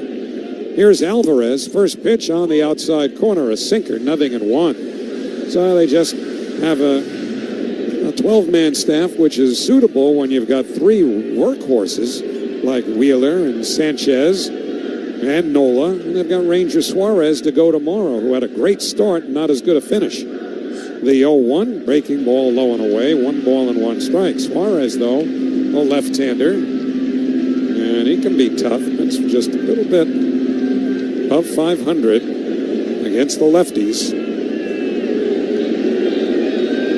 Mets with a 2-0 lead. 1 out, nobody on, bottom 5. And now the 1-1. Fastball fouled back to the screen. Fastball running in at the upper part of the strike zone, and Alvarez fouled it back. Francisco Lindor waiting on deck. Of course, any playoff series, and time is called at home plate, very often becomes a battle of attrition. And in particular, not only in the pitching department, but specifically in the bullpens. Both bullpens at times have struggled. Yet the Phillies have had an elite bullpen during the year. Here's the 1-2. fastball just outside ball 2. I mean, you look at the Brewers, who the Mets just beat in the wild card series. Brewers had a terrific bullpen this year, but the Mets handled them. Most notably, their great closer, Devin Williams. Phillies' big 3 in the bullpen struggled a couple of times in this series already. Now we're going to get a pitch clock violation here. A pitch clock violation on the pitcher, Aaron Nola, and that's going to make for a full count. That's strange. He was in rhythm. I don't know what happened, if it was just simply JT Realmuto didn't get the sign in quickly enough, or Nola just lost his place, but advantage Alvarez. So 3-2 now. Aaron Nola with a left leg kick, the payoff pitch. In there, strike 3 called. He put a fastball dotted over the inside edge. 7 strikeouts for Nola. 2 out, nobody on, and it's a Doug Eddings game to be sure, with Francisco Lindor coming up. We talk about these bullpens, and look at Devin Williams has struggled, the Phillies have struggled, Edwin Diaz has been shaky. Mentioned Clase gets hit for Cleveland. Josh Hader was getting hit. That knocked Houston out. These bullpens that's supposed to get paid a lot of money have had a lot of trouble in this playoffs. Here's Lindor, first pitch. Little bit low to Francisco, ball 1. He has twice flied to center, so he's 4 out of 19 in the postseason. Just 1 run batted in. But you hear what the fans think of his overall season. The 1-0, breaking ball in the dirt, 2 balls, and no strikes to Lindor. It's funny, people were asking us after Lindor hit his home run in the 9th inning to bring the Mets back in the first game of the doubleheader last week in Atlanta, a game that secured a playoff spot for the Mets. Is that the biggest home run, one of the biggest home runs in regular season history? By the time Alonso did his thing in Milwaukee, they'd forgotten about it. The 2-0 swung on and missed a knuckle curve in the count 2-1. But to be sure, once this thing is over with, however this long ride goes, even if it goes all the way down the Canyon of Heroes, which is best case scenario, they'll remember Francisco's homer for a long time too. 2-1 pitch, swung on and missed. Another curve, and it's 2-2. And Nola's starting to feel it now. And that's a situation where the Mets say, well, okay, we got the 2 solo homers off of him. Will that be enough? Because he made some mistakes early. Here's the 2-2 pitch. Swung on and fouled into the mid of Realmuto. Strike 3. Got him with a fastball. Nola strikes out the side. He's got 8 strikeouts, and at the end of 5, it's the Mets 2, the Phillies nothing on Odyssey. Mets Radio, driven by your Tri-Honda dealers. A 4-pitch walk to Soto, and they're loaded for Aaron Judge. Judge cranks one, deep left field, a grand slam, and the Yankees have the lead. Right on cue, he snaps his longest homerless drought, and just like that, the Yankees are in front. What a shot that was. What a moment.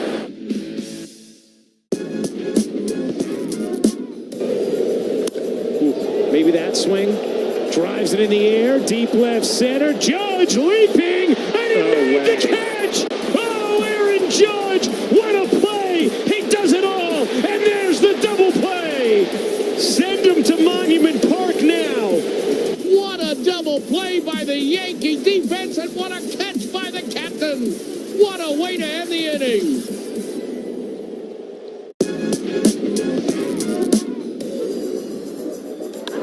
One fly, heads up in the upper deck, Shohei's on his way. That's number 54 for Ohtani, a 3-run Titanic shot. I mean, I'm not even sure, so I'm going to marvel at the fact that he hit a 3-run home run. The guy is another planet.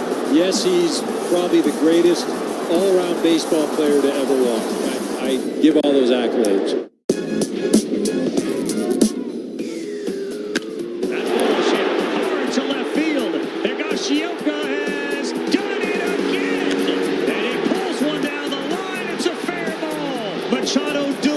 This time, it's 3-1 San Diego. Merrill, center field.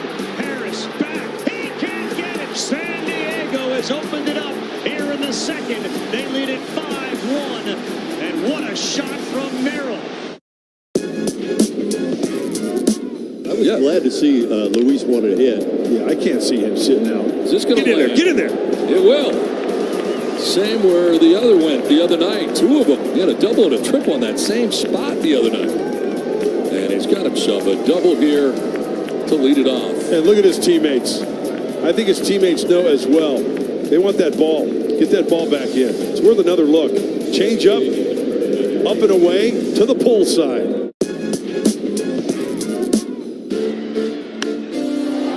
Down the line. Hit well. And out of here. And now we want to find out if that went into the water. Because if it did, there's never been a right-hand. 5 yards or whatever a marathon is. That was the season. Here's Kyle Schwarber, left-hand batter. First pitch, swung out and missed, 0-1. Manaea starts him with a change. So this is the beginning of the third time around for Manaea. He's got Schwarber, Turner, and Harper to deal with here in the sixth. The 0-1 foul back to the screen. And quickly it's 0-2 to Schwarber, who fly deep to center and then struck out. Phillies have 2 hits, singles by Turner and Bohm. Bohm was thrown out trying to stretch. 0-2 the count. Now the pitch. Low and away with a sweeper. And it's 1-2 on Indiana University's Kyle Schwarber. Wearing Phillies red. Once it was Hoosier red. Now 1-2. Low with a changeup. 2 balls and 2 strikes. Manaea's Indiana State. They got a little Indiana battle here.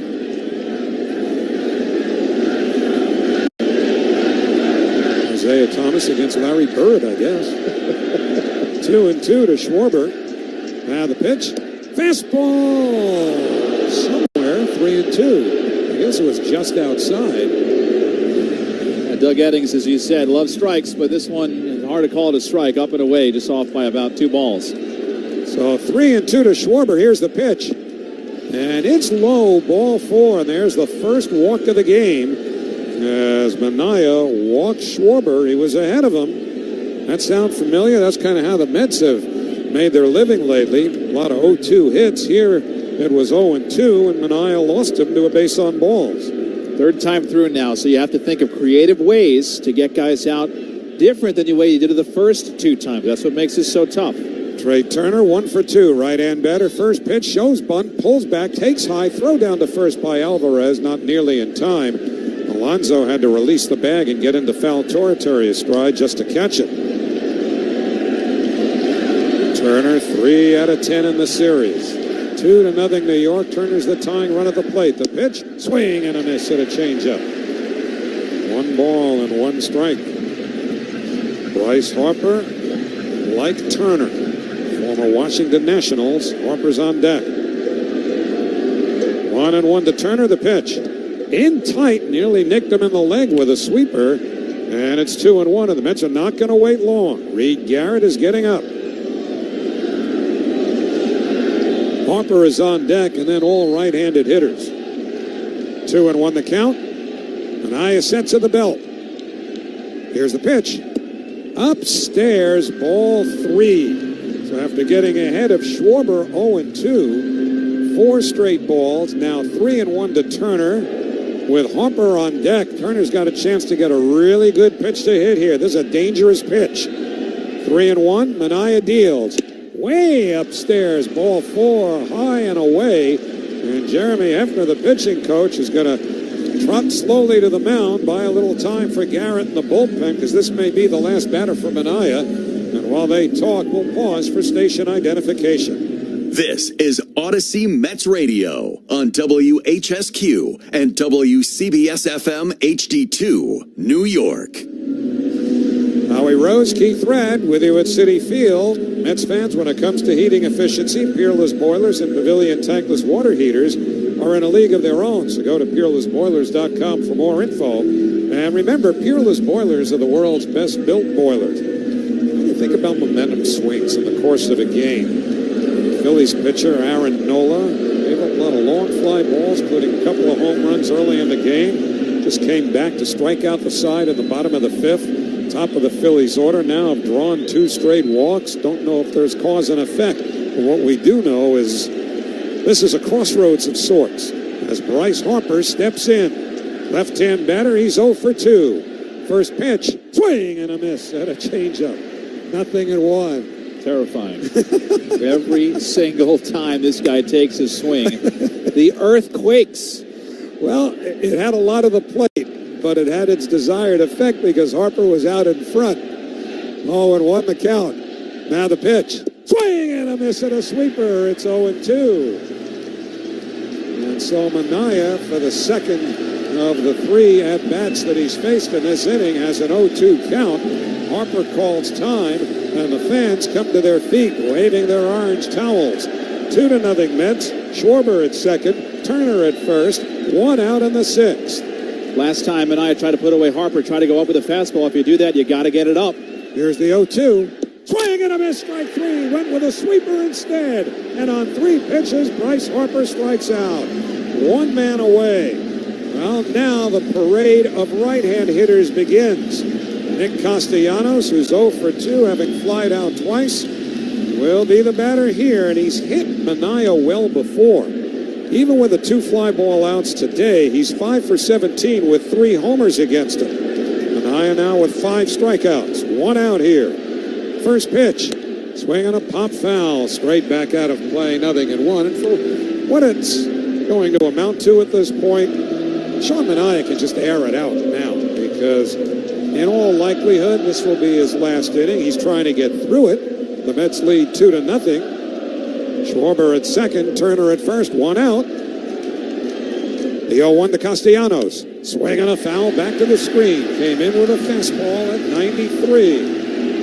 And now the towels begin to wave again. And it's 0-2 to Castellanos. Manaea rubbing up a new ball. On the right. Third base side of the pitching rubber. Comes set. 0-2. Here's the pitch. Swinging a liner to second. It's caught by Iglesias. Flips to second. Double play. They double off Schwarber. And that retires the side. Manaea screams once or twice as he walks off the mound as the Phillies are done in the 6th. No runs. No hits. No errors and 1 left. Middle of the 6th inning. The Mets 2, the Phillies nothing on Odyssey Mets Radio. Driven by your Tri-Honda dealers.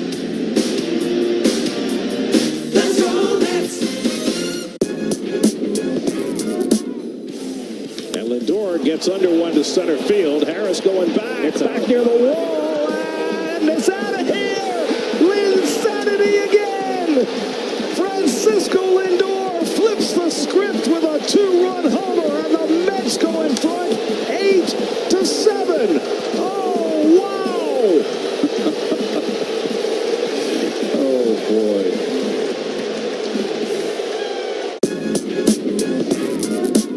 One out away for Dylan Cease. Abrams to right field. Johnson coming in. He makes the catch.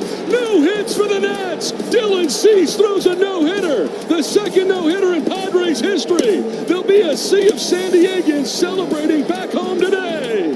Dylan Cease has no-hit the Washington Nationals. On a rainy Thursday in D.C., the Padres will celebrate.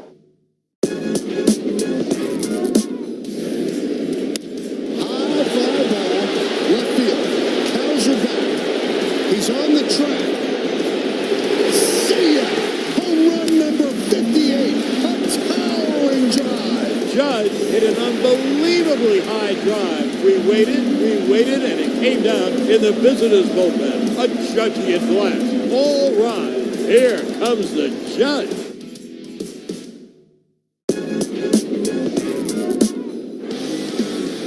Swing and a miss, strike 3. It was 105.5 miles an hour. No way! 105.5. I can't believe my eyes. No, that's not even on the FM dial. That was unreal. I think they'll want to high-five him. He might not be rated the next week. Well, light your hand on fire. Yes. A 105.5 punch out Tommy Edman.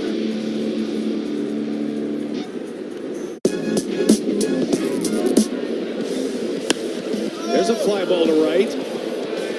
And that is going to be way gone. Churio sends one out of here to make it 3-0. Jackson Chourio with serious opposite field pop. Number 20 for the 20-year-old. Youngest player in MLB history to record 20-plus homers, 20-plus stolen bases. It's incredible. Here's these guys you're watching and listening to today. You'll remember them so fondly years and years from now. Mark Vientos leads off. Aaron Nola's first pitch, waved at and missed, 0-1. Vientos struck out, flied to left. He'll be followed by Nimmo and Alonso. Nola has struck out 4 in a row. He's at 8 for the game. 2-0 New York. We just turned the textbook play of the game, brought to you by Manaea University. At Manaea, you'll think about your future in a new way. And, of course, was the double play, a line drive to Iglesias, and they double Schwarber off of second with a flip to Lindor. The 0-1, just inside a fastball, and it's 1-1 to Vientos. Mark's getting a whole lot more ink and camera time, FaceTime these days. He is blossoming not only in front of our eyes, but in front of the nation. The 1-1 fastball in for a called strike, 1-2, because as you may have heard, these games are televised nationally. And if only he had a good smile, it really would work out. I say that in jest. He's got a great smile, one of the best smiles in that Mets clubhouse. Like he was born for that. 1-2 the count. Now the pitch. Fastball outside, 2-2. And if you do see someone walking around New York who looks like Mark Vientos, chances are it's his dad or his brother. Because we've met them both, and they are dead ringers for each other. I mean, identical. 2-2 to the guy they call Swaggy on the Mets ball club. Now the pitch. Low and away, 3-2. Suit that he wore in Atlanta that he got a lot of attention for. The first suit that he ever owned. Isn't that something? Welcome to the big leagues, kid. You'll have a closet full soon. Nola ready. Here's the payoff pitch. Swinging a liner down the right field line, but it's slicing foul and out of play. I think Bob Murphy would have gone with Swaggy V. I remember we listened to that old clip, Orlando Cepeda. What was his nickname? Cha-Cha. Cha-Cha. Yeah, that's great. You know what? We lost him, too, not too long ago. Right. Telling you, kids, embrace these players. You will cherish them as the decades pass. It's part of your life. Payoff pitch. Breaking ball, chopped foul. He just got a piece of it. My generation loved Johnny Cueto with the twist and the shake. Well, Luis Tiant was doing that. That's probably where Johnny Cueto got it. He'd show you the numbers on his back before he came firing home. Great story about Luis Tiant from Cuba. Dad got to see him pitch in the States in the World Series. Payoff pitch. Swinging a liner over short, base hit going into left field. Vientos has a leadoff single here in the 6th inning.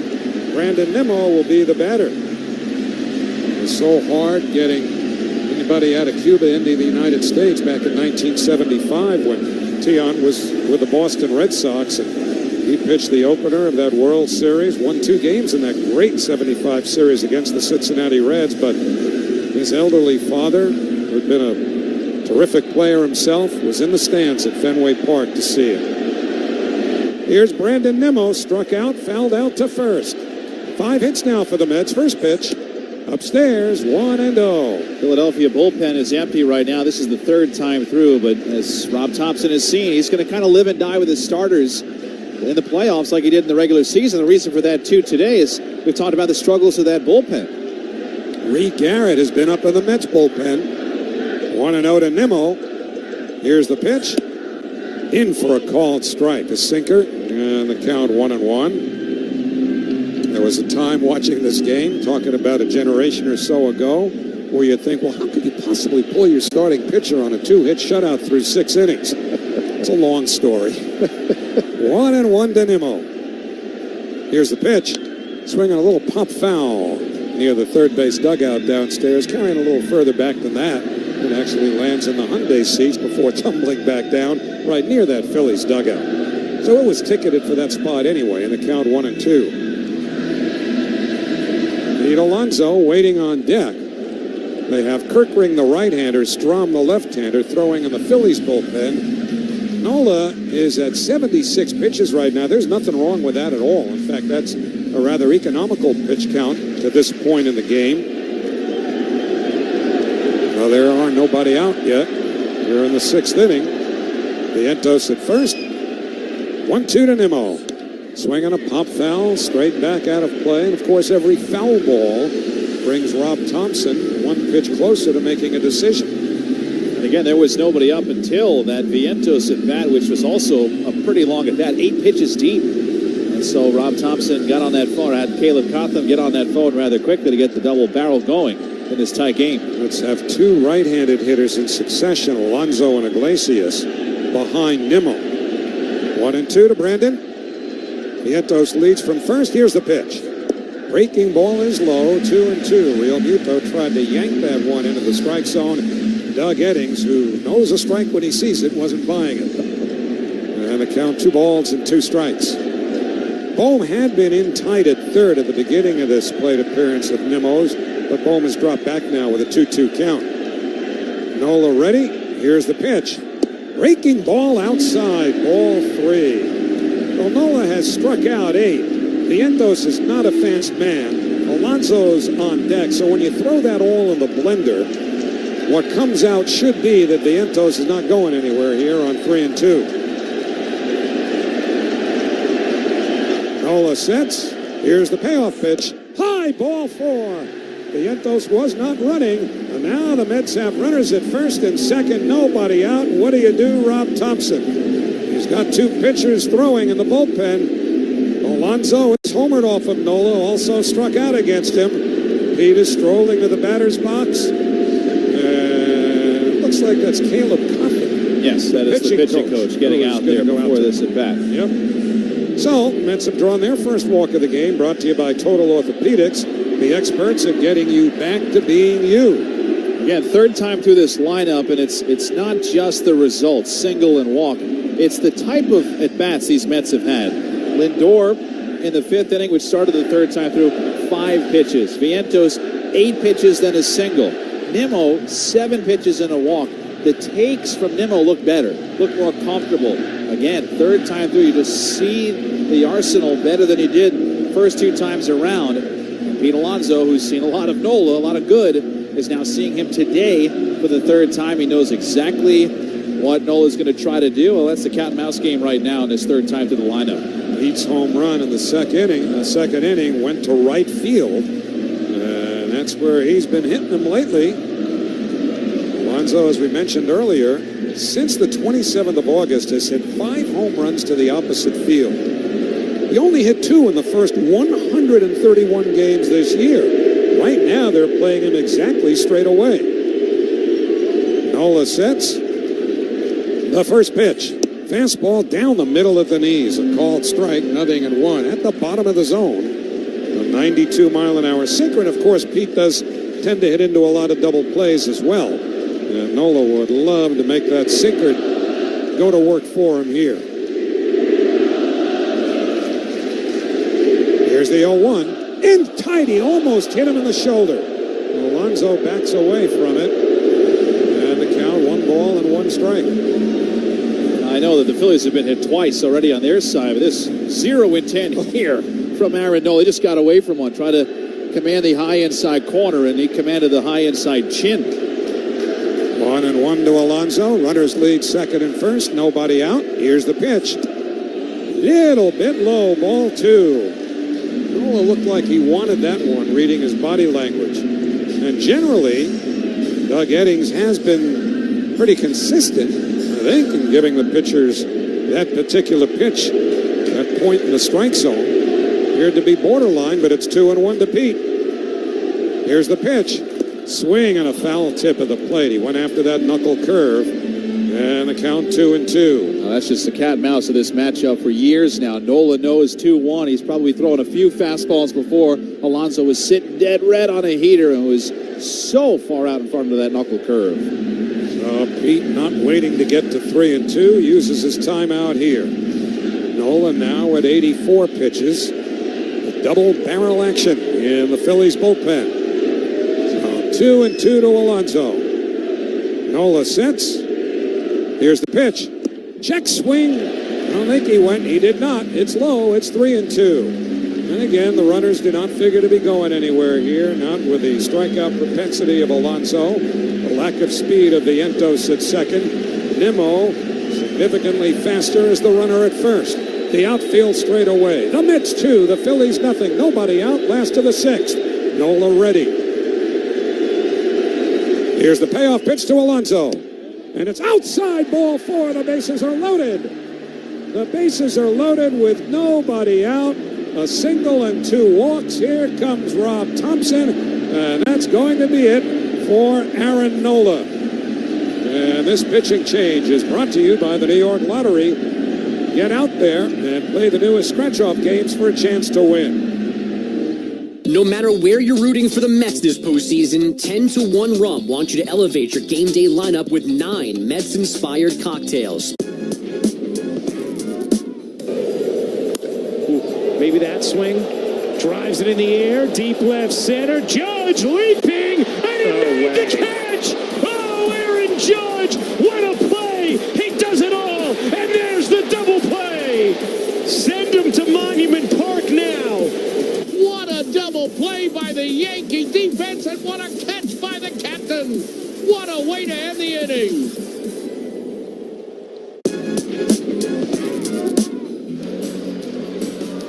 Swing and a drive. Deep toward left. Number 2,000, a home run. Paul Goldschmidt's first career hit came in 2011 against Matt Cain.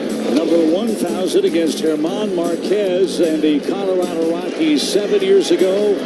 And tonight, July 26, 2024, number 2,000 against Kyle Finnegan, a 2-run homer. And Lindor gets under one to center field. Harris going back. It's back near the wall. And it's out of here. Linsanity again. Francisco Lindor flips the script with a 2-run homer. And the Mets go in front 8-7. Oh, wow. Oh, boy.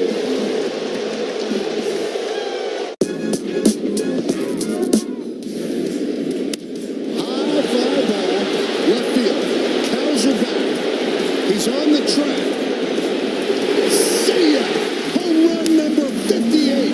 A towering drive. Judge hit an unbelievably high drive. We waited, and it came down in the visitors' bullpen. A Judgian blast. All right, here comes the Judge.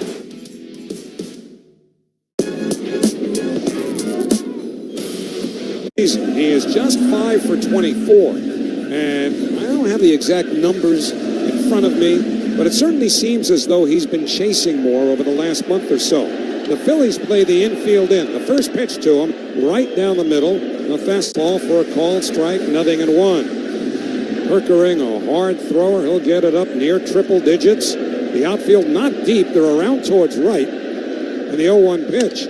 Little punch job on the ground to second. Bobbled by Sosa. A throw to the plate. They get the force anyway as Vientos is out at the plate. And the other runners move up. The bases remain loaded. So Iglesias did not hit it hard at all. And when Sosa bobbled the ball, you would have thought to the naked eye, well, that's a run, except Vientos, a slow runner at third, just couldn't get down there fast enough, and that is one big out for Kirker. Jesse Winker, the left-hand batter, will be next. I mean, credit where credit's due. Sosa, I mean, he doesn't freak out at all as soon as this ball hits off the heel of his glove. He stays calm, recovers, and makes an accurate throw home. Here is Winker. Infield stays in. First pitch way outside, ball 1. So many times when that first batter in a bases-loaded, no-out situation doesn't get it done, it provides a lift to the opposition, a big one. And they're keeping the infield up, the 1-0. Breaking ball over, a called strike, 1-1. Winker has hit it in the air twice. Once barely staying in the ballpark, the other one leaving it. That was against Nola. 1-1. Kirkering deals. Swinging a high fly ball to left field, not deep. Nimmo tagging. Hayes under it, makes the catch. Here and up. They are going to send Nimmo back as Hayes' throw comes into Bohm, the cutoff man. And the runners hold. Now there are 2 men away. And Starling Marte will be next. Now Mike Sarbaugh right now is standing there talking to Nimmo. I kind of agree with this hold. Hayes comes up. He ends up making a pretty good and accurate online throw. Well, actually, it was going to tail in toward foul ground to the left of Real Muto, but just not deep enough to send Nimmo in that situation. So now it's Marte with the infield back. First pitch inside, almost grazed it on the leg. Ball one. There are momentum shifts from time to time within the scope of a game. We may be looking at one right here. The Mets desperately need to get something out of this. 2 out now. The 1-0 line to left center field. That's a base hit. Nimmo is in. Alonso rounds third. He's going to score. The throw goes to third. Stopping at second is Iglesias, and on at first with a clutch 2-run single is Starling Marte. The Mets are leading by a score of 4-0. What a gigantic hit. The biggest in Starling Marte's Mets career. Absolutely, and this is, again, a sweeper at the knees outside corner, and Marte does it against Kerkering, who's been part of that triumvirate for the Phillies that has struggled. Hoffman, Strom, Kerkering, but now the third time comes in and gives up inherited runners. Now listen, bases loaded, nobody out, hard to get out of here unscathed, but he was that close. Didn't make a pitch, Marte made him pay. Tyrone Taylor, the batter. Taylor has struck out twice. 4-0 New York. Kerkering turns towards second, stepping off the rubber. The fans on their feet. As Taylor, a right-hand hitter, bats with the outfielder step the other way. The pitch is a breaking ball over. A called strike one. Well, Reed Garrett was throwing while Manaea was up in the 6th inning when Manaea was pitching in the top of this inning. Won't need much time to get ready. The 0-1 breaking ball in tied 1 ball and 1 strike, but he hasn't thrown lately, so it may well be that they'll have Manaea start the inning. It'll be Bohm, Real Muto, and Hayes, albeit all right-handed batters, or it just may be that Garrett's ready. Maybe just needs a couple to stay loose. The 1-1. Pulled on the ground towards third. Bohm to his left up with it. Goes to second for the force play. Side retired. But the Mets score 2 runs on 2 hits, no errors, 2 men left. The end of 6. The Mets 4, the Phillies nothing on Odyssey. Mets Radio, driven by your Tri-Honda dealers. Let's go Mets! There's nothing quite like the Honda Civic Hybrid, Accord Hybrid, and CR-V Hybrid when it comes to exhilarating efficiency. With hybrid technology and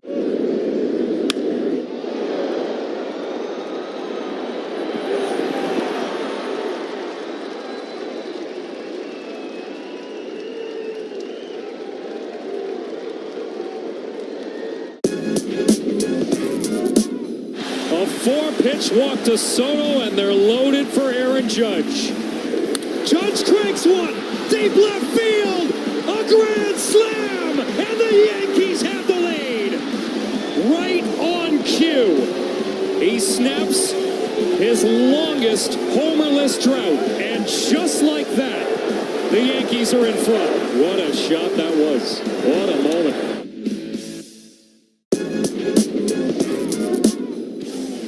Lindor gets under one to center field. Harris going back. It's back near the wall. And it's out of here. Linsanity again. Francisco Lindor flips the script with a 2-run homer. And the Mets go in front 8-7. Oh, wow. Oh, boy.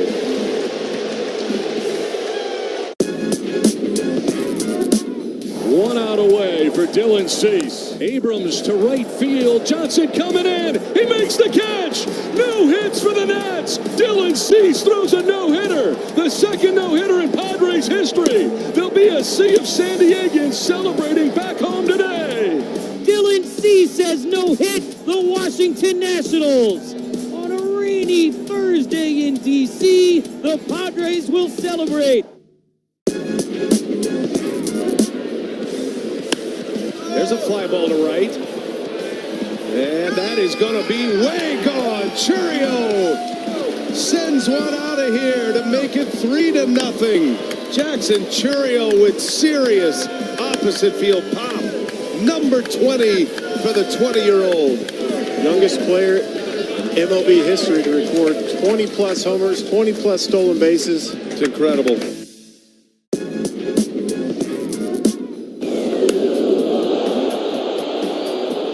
Hayes hits it deep to right center. Harris is back. He reaches up. Oh, my! He brought it back. What a grab by Michael Harris to keep it. That's just Carlos Mendoza. He can do both. So he is facing Alec Bohm. Sean Manaea's first pitch is hit on the ground to third. Vientos fields a little off balance, but whips it over to first in time, one away. He moved to his left and then reached down off his right foot. Just got it, actually, and then put out Bohm for the first out. I don't know if the game is really played this way, but in your mind, knowing that maybe Manaea is at the point where, you know, one base hit, he's coming out of the game, maybe one base runner, I might have taken a pitch there if I were Alec Bohm. Good point. It's a good point. Well, here's Real Muto. 4-0 Mets in the seventh. Kicking the pitch to the righty. Dots the inside corner, a sinker, and it's 0-1.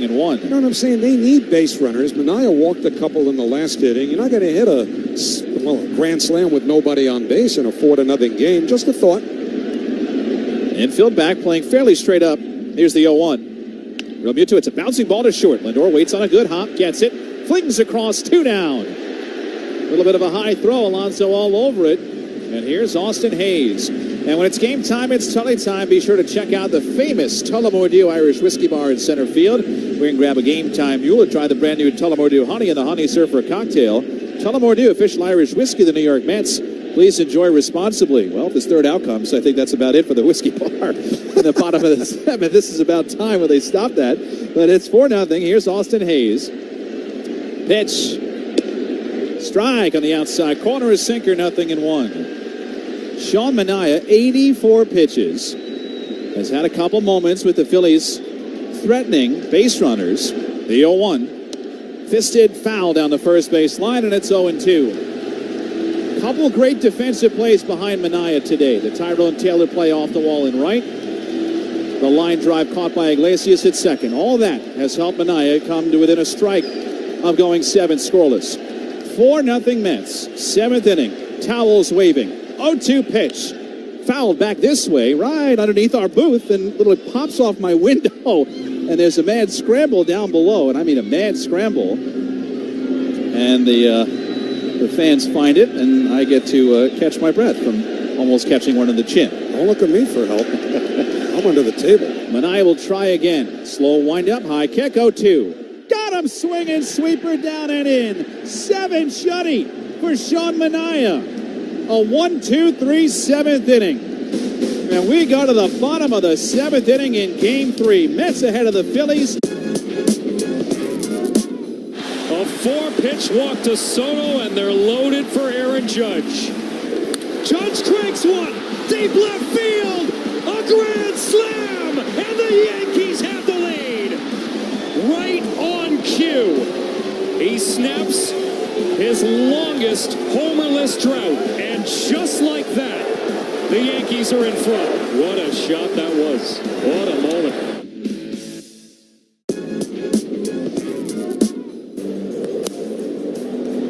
High fly ball, a pop-up really, down the right field line in foul territory. Oh, what an effort by Jimenez as he goes flying into the netting.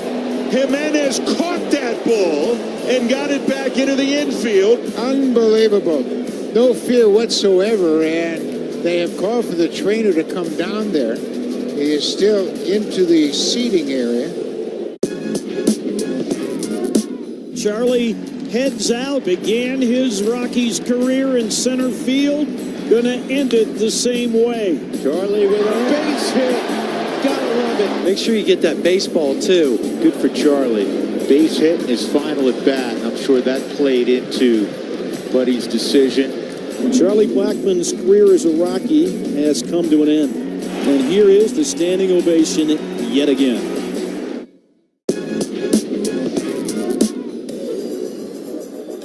Let's one fly. Heads up in the upper deck. Shohei's on his way. That's number 54 for Ohtani. A 3-run Titanic shot. I mean, I'm not even sure. So I'm going to marvel at the fact that he hit a 3-run home run. The guy is another planet. Yes, he's probably the greatest all-around baseball player to ever walk. I give all those accolades. He swings, sends one high and deep to left. He's watching, so are 44,000 others. Oh, what a start for the Padres as Tatis leaves the building, and this place is on its feet. Padres lead it 2-0. I'm telling you right now, Brandon Tatis did not wait. Saw the first pitch, and as soon as he hit it, he knew. So Profar at second, nobody out for Manny Machado.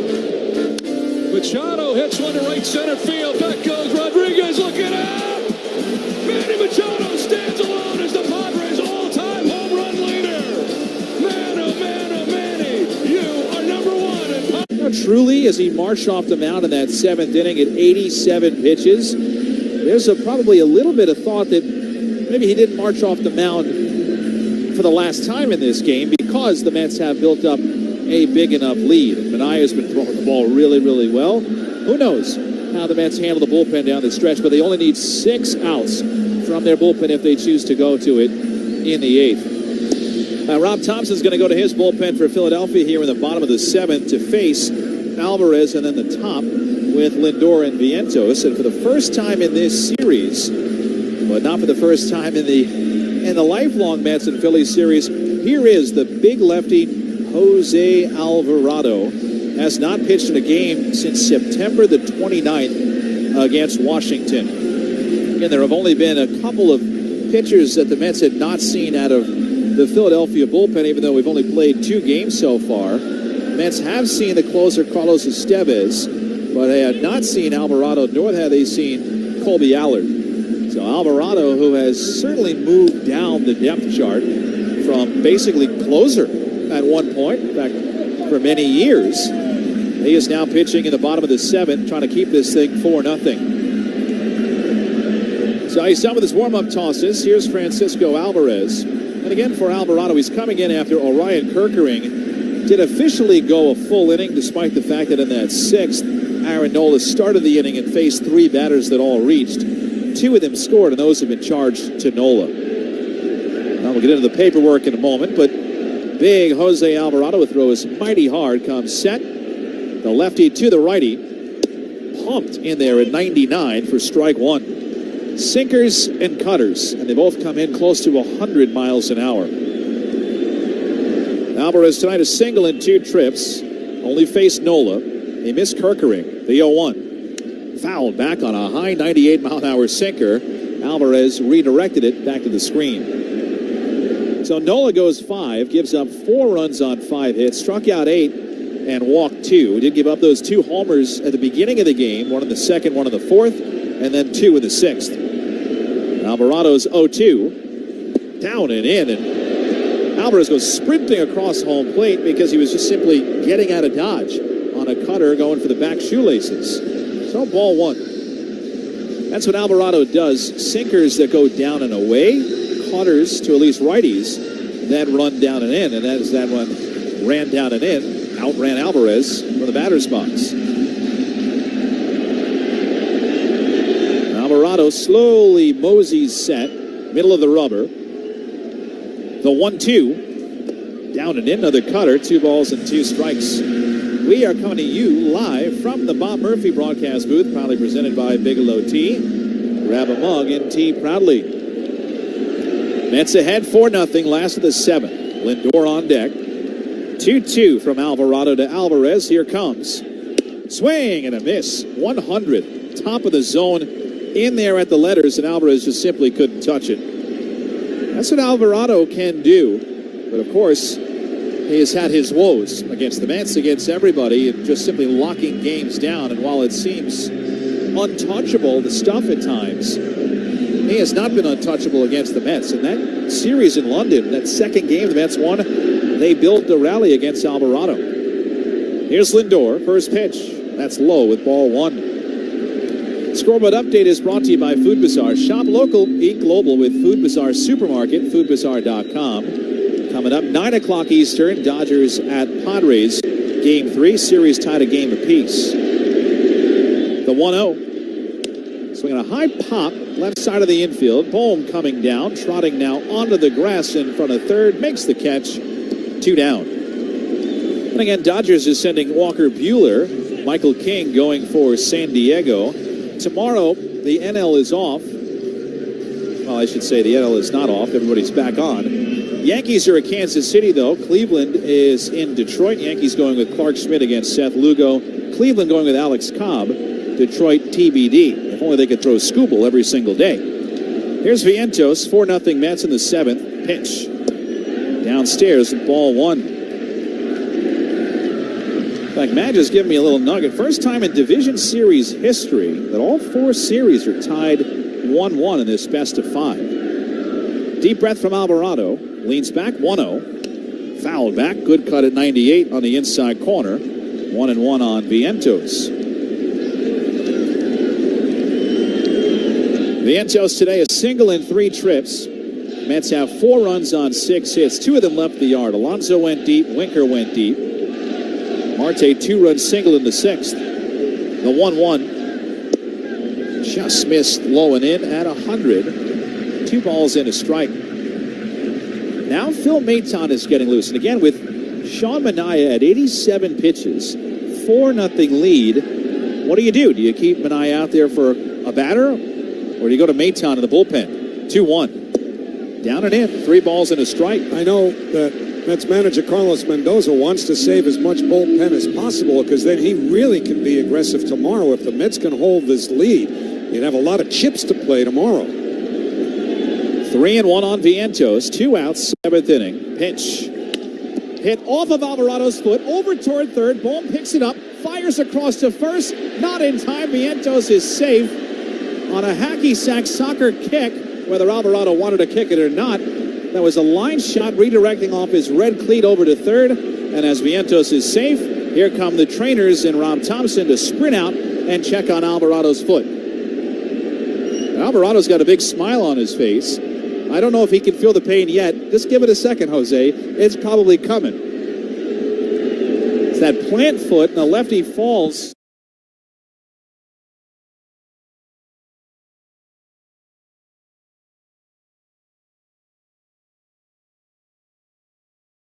Tried, and it was actually close. Alvarado's going to throw here on the infield hit. By the way, as he does that, Harrison Bader has come out to run for Vientos.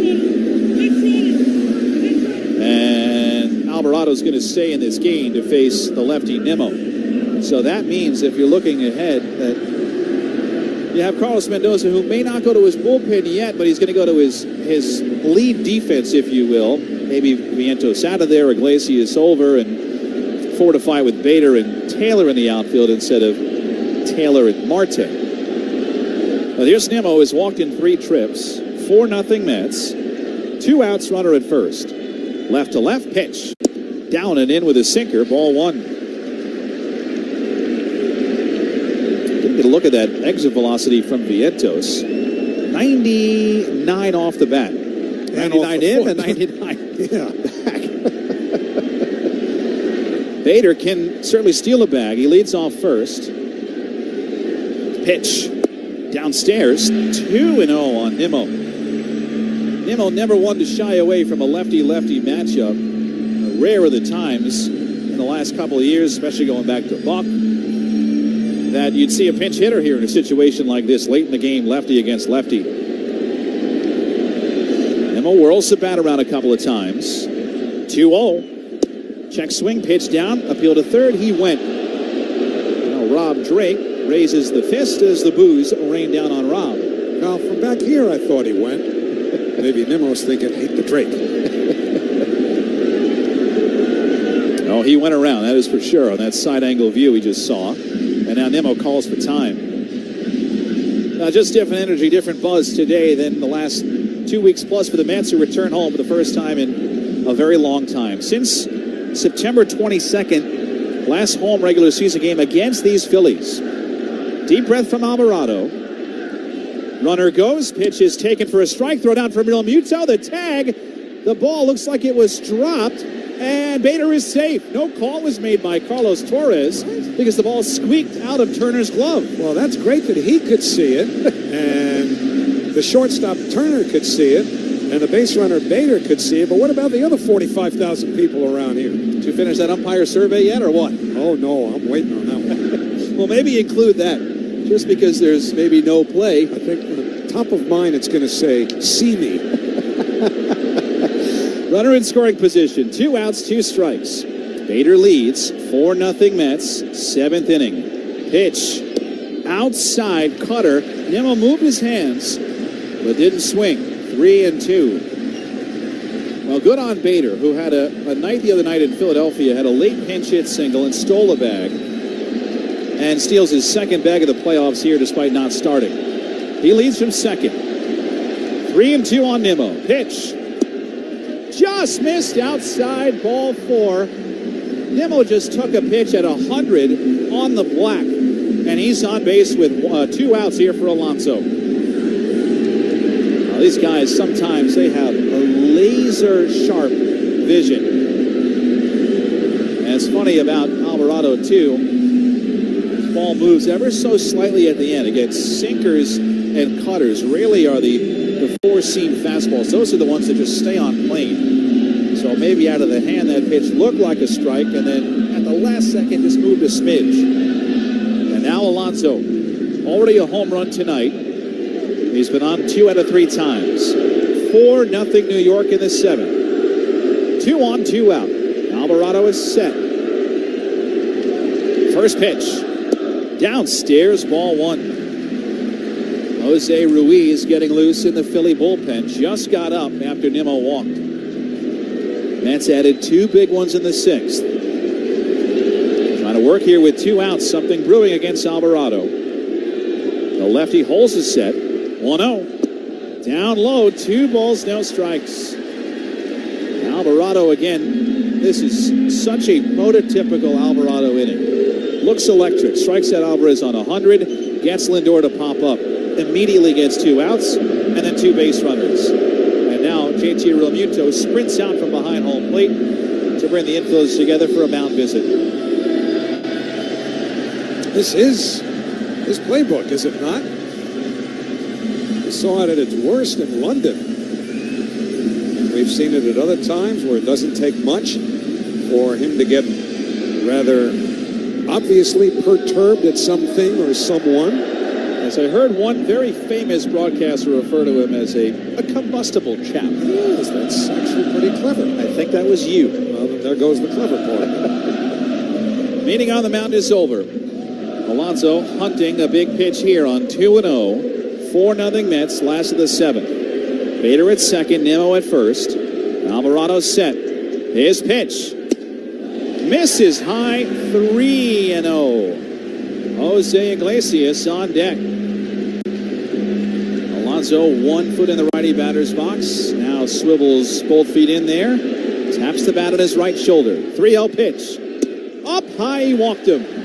Alvarado has given up an infield hit and 2 walks after getting 2 outs. Rob Thompson's got to be squirming in that third base dugout. Well, squirming no more. He has seen enough. Here comes the Philadelphia manager out on his red Philadelphia top, taking the walk, letting Ruiz get another couple extra pitches in. Haven't seen him make a call yet. And there is the signal. Alvarado doing Alvarado again. Bottom of the 7th inning, 4-0 Mets. Bases loaded, 2 outs. Iglesias. And Lindor gets under one to center field. Harris going back. It's back near the wall. And it's out of here. Linsanity again. Francisco Lindor flips the script with a 2-run homer. And the Mets go in front 8-7. Oh, wow. Oh, boy.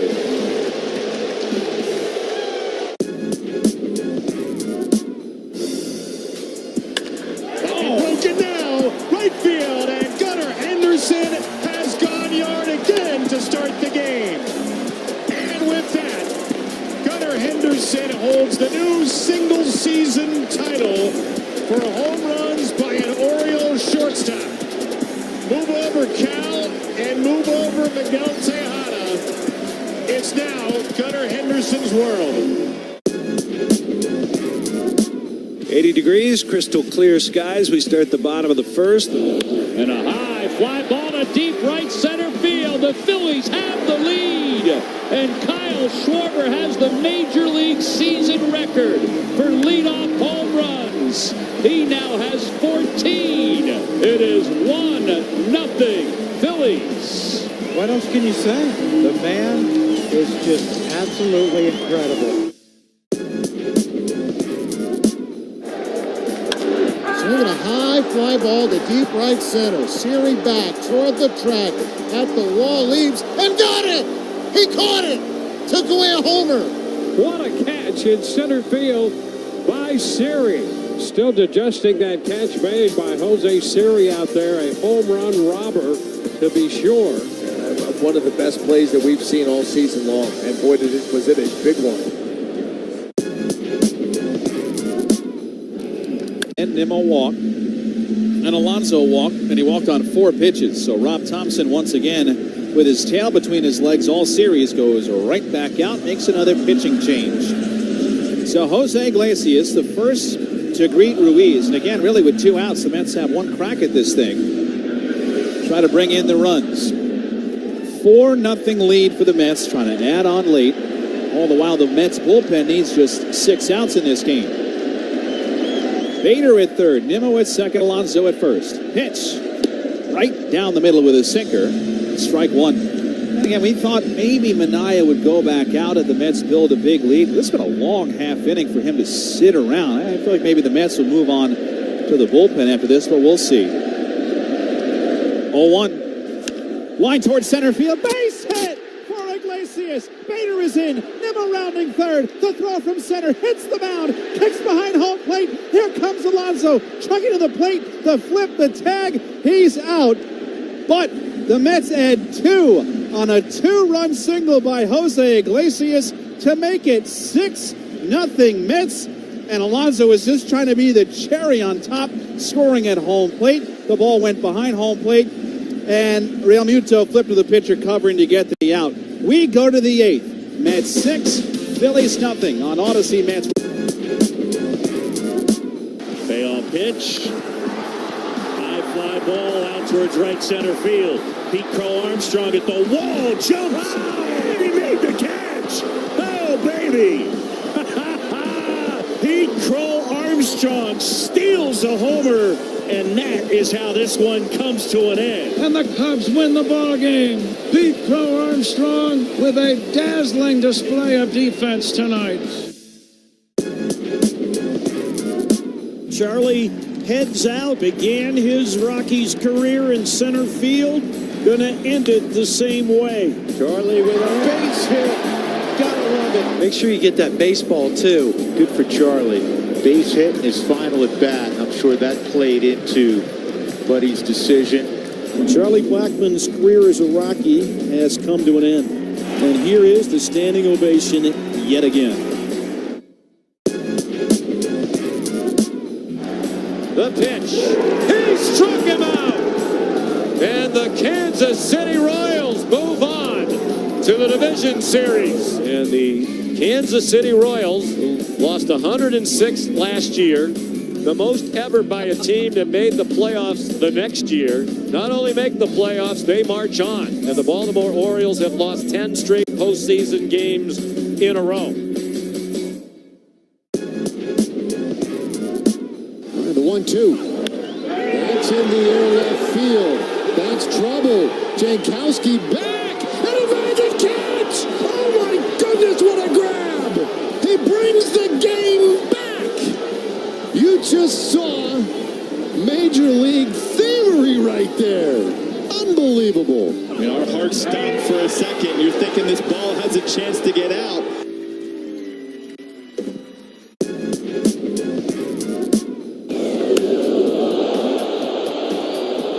Hayes hits it deep to right center. Harris is back. He reaches up. Oh, my! He brought it back. What a grab by Michael Harris to keep it 2-0. You see the angle he's going about it. It looks like he's got it trapped, and he gets right to that position and launches himself over the fence. He's like, really? And Lindor gets under 1-0. Once the lead goes up to 6-0 when you go into the 8th inning, no need for an unnecessary collision or awkward slide. Edmundo Sosa leads off. Manaea's first pitch taken high, a changeup, ball one. Manaea will not have much more rope at all at this point. It may just be that if one man gets on, he'll come out of the game. The 1-0, fastball fouled straight back and out of play. The count 1-1. He's at 89 pitches. This isn't about, they'd love to get him to pitch a complete game. They're not worried about a complete game. 1-1 on the way. Sosa hits it in the air, foul down the right field line, out of play downstairs, and it's 1-2. He gets to about 100 pitches at most. I would think he'd come out. In fact, the last few starts he made during the regular season, they really wanted to hold him to 90 to 95. He's at 90 right now. 1-2 to Sosa. Here's the pitch. Swinging a bouncing ball to third, backing up Iglesias. He backhands, double clutches, throws on a couple of hops way too late. It's an infield hit for Edmundo Sosa. So, Iglesias, who does not have a particularly strong arm to begin with, bounced out a couple of times. So now the Phillies have the leadoff man on. We're going to bring in the pinch hitter here, righty Weston Wilson to bat for Johan Rojas, a righty for a righty. Here is Mets manager Carlos Mendoza on his way to the mound. As we mentioned, he's not going to wait at all. Manaea being congratulated. The entire infield comes together. Although Carlos is still talking, he hasn't taken the ball yet. Haven't seen him make the sign to the pen. Everybody anticipating it, and now the sign to the bullpen comes. Sean Manaea gets a standing ovation as he heads to the dugout. Mets leading 6-0, one on, nobody out, top of the 8th, and this pitching change is brought to you by the New York Lottery. Manaea tips his cap, blows a kiss to the fans. Get out there and play the newest scratch-off games for a chance to win. And that will set the stage for Xavier Edwards. Selfishly looking for a single to complete the cycle. Towards short, Adames has it, gets rid of it quick, and he's safe! It's a single, and it's a cycle! The second ever cycle in Marlins franchise history belongs to Xavier Edwards. It took 30 years, a rise, and now Edwards. There goes Ohtani. Pitches in the dirt. Ohtani stolen second.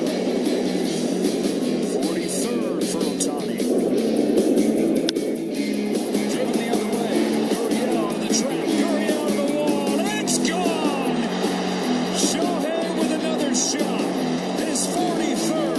One of each tonight. Make it 43 and 43 in his hunt for history.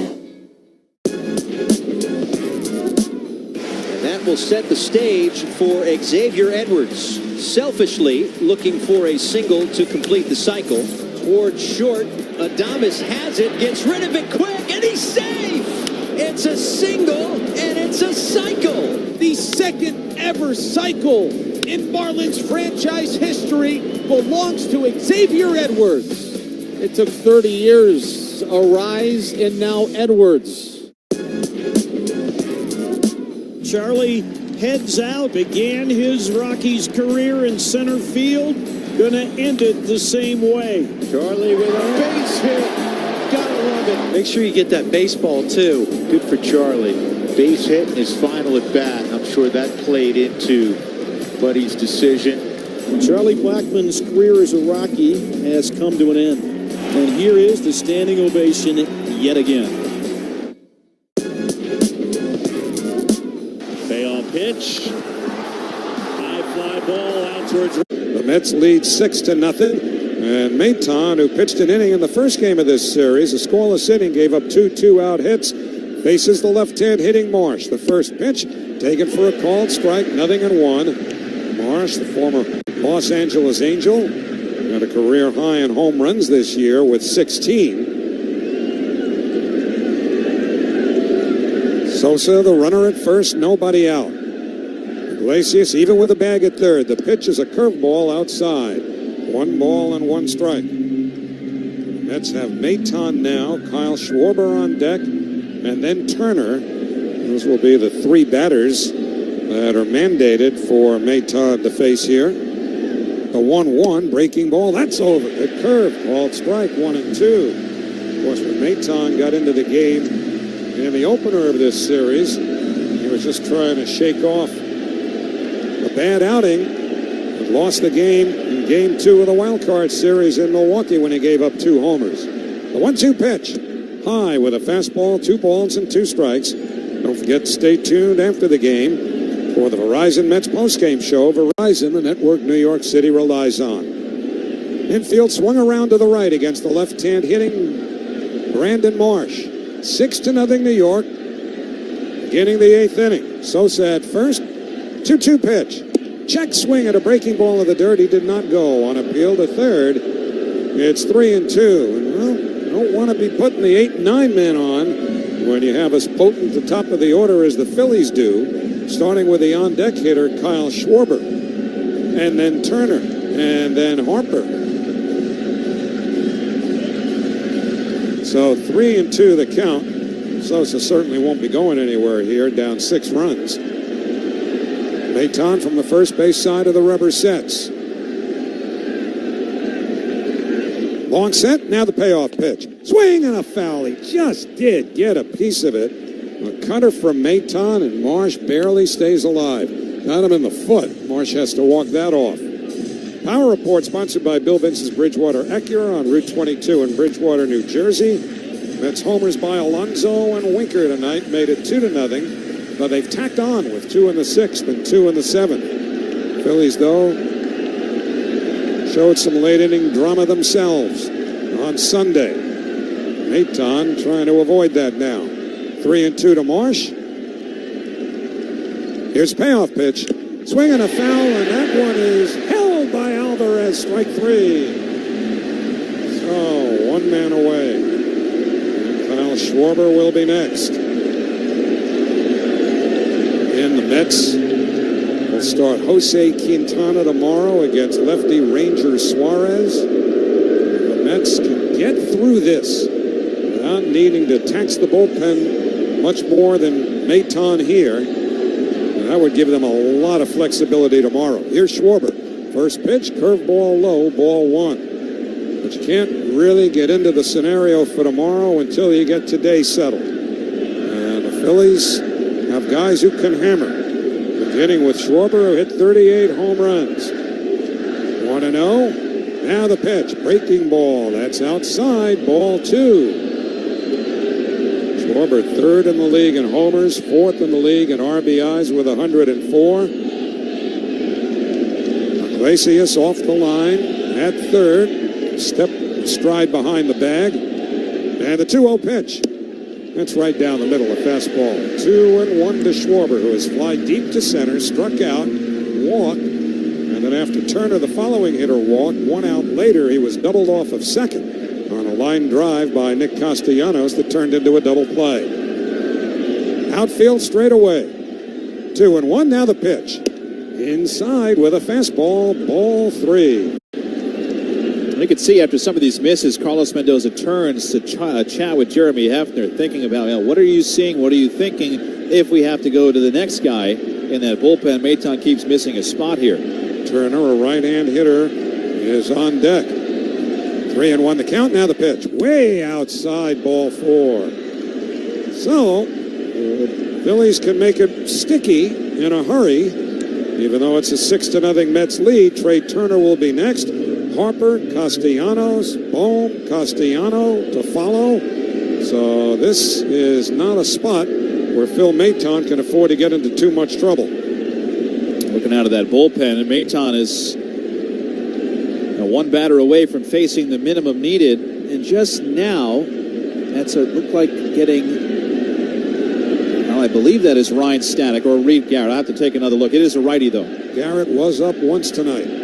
Here is Turner. Here's the pitch. Breaking ball cued foul to the backstop. 0-1. pitch down at the bottom of the zone. It is Ryan Stanek getting up. So you're right, they did have Garrett up earlier in the game, but maybe he threw so much that he's had to sit down. May not have to be used tonight because he was warming up a lot. 0-1 the count. Runners lead second and first, one out. Maton deals, breaking ball, in for a called strike. Wow. Turner, hand on hip, does not believe it.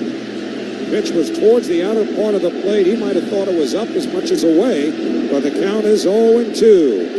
And the fans begin to wave those towels. That was a very bad call by Doug Eddings. 0-2 the count to Turner. Here's the pitch. Outside with a cutter. And the count, 1 ball and 2 strikes. Now, Doug, we talk about his strike zone. He's had a good zone all night. That was just, I think that was just human error right there. That was just a mistake. So Maton from the first base side of the rubber ready. Now the 1-2 pitch. Breaking ball swung on and fouled. Did he hold it? Nope. Ball came out of Alvarez's glove. Fouled it off of his mask. That rung his bell pretty good. Alvarez kind of sat back a little bit. Make sure he's okay. I don't know if you noticed the center field scoreboard. They had him struck out. They had a 0-0 count with 2 out. They've just had to flip it back. So 1-2 on Turner. A little too excited on that trigger finger. That's there. That's it. Yep. Gravy room. 1-2 to Turner. Bader several steps the other way in center. Maton staring in. Come set. Here's the 1-2 pitch. Way outside with a sweeper. 2-2. And he is throwing too many pitches out of the strike zone here. More than half. He's thrown 17 pitches, 9 for balls, with a 6-0 lead. So 2-2, the count to Turner. Maton ready. Now the pitch. Swinging a little number up the first base line. It hugs the grass. Maton has it. He'll run to the bag and himself in time. 2 men away, and the runners move up. And that's all the Mets wanted there was an out. So a good job by Maton to get off the mound quickly, follow the ball up the line. And so Sosa now is at third, and Schwarber at second. Bryce Harper coming up. Some of the Mets are gathering together on the mound here. It doesn't look like Carlos Mendoza is going to go to the bullpen.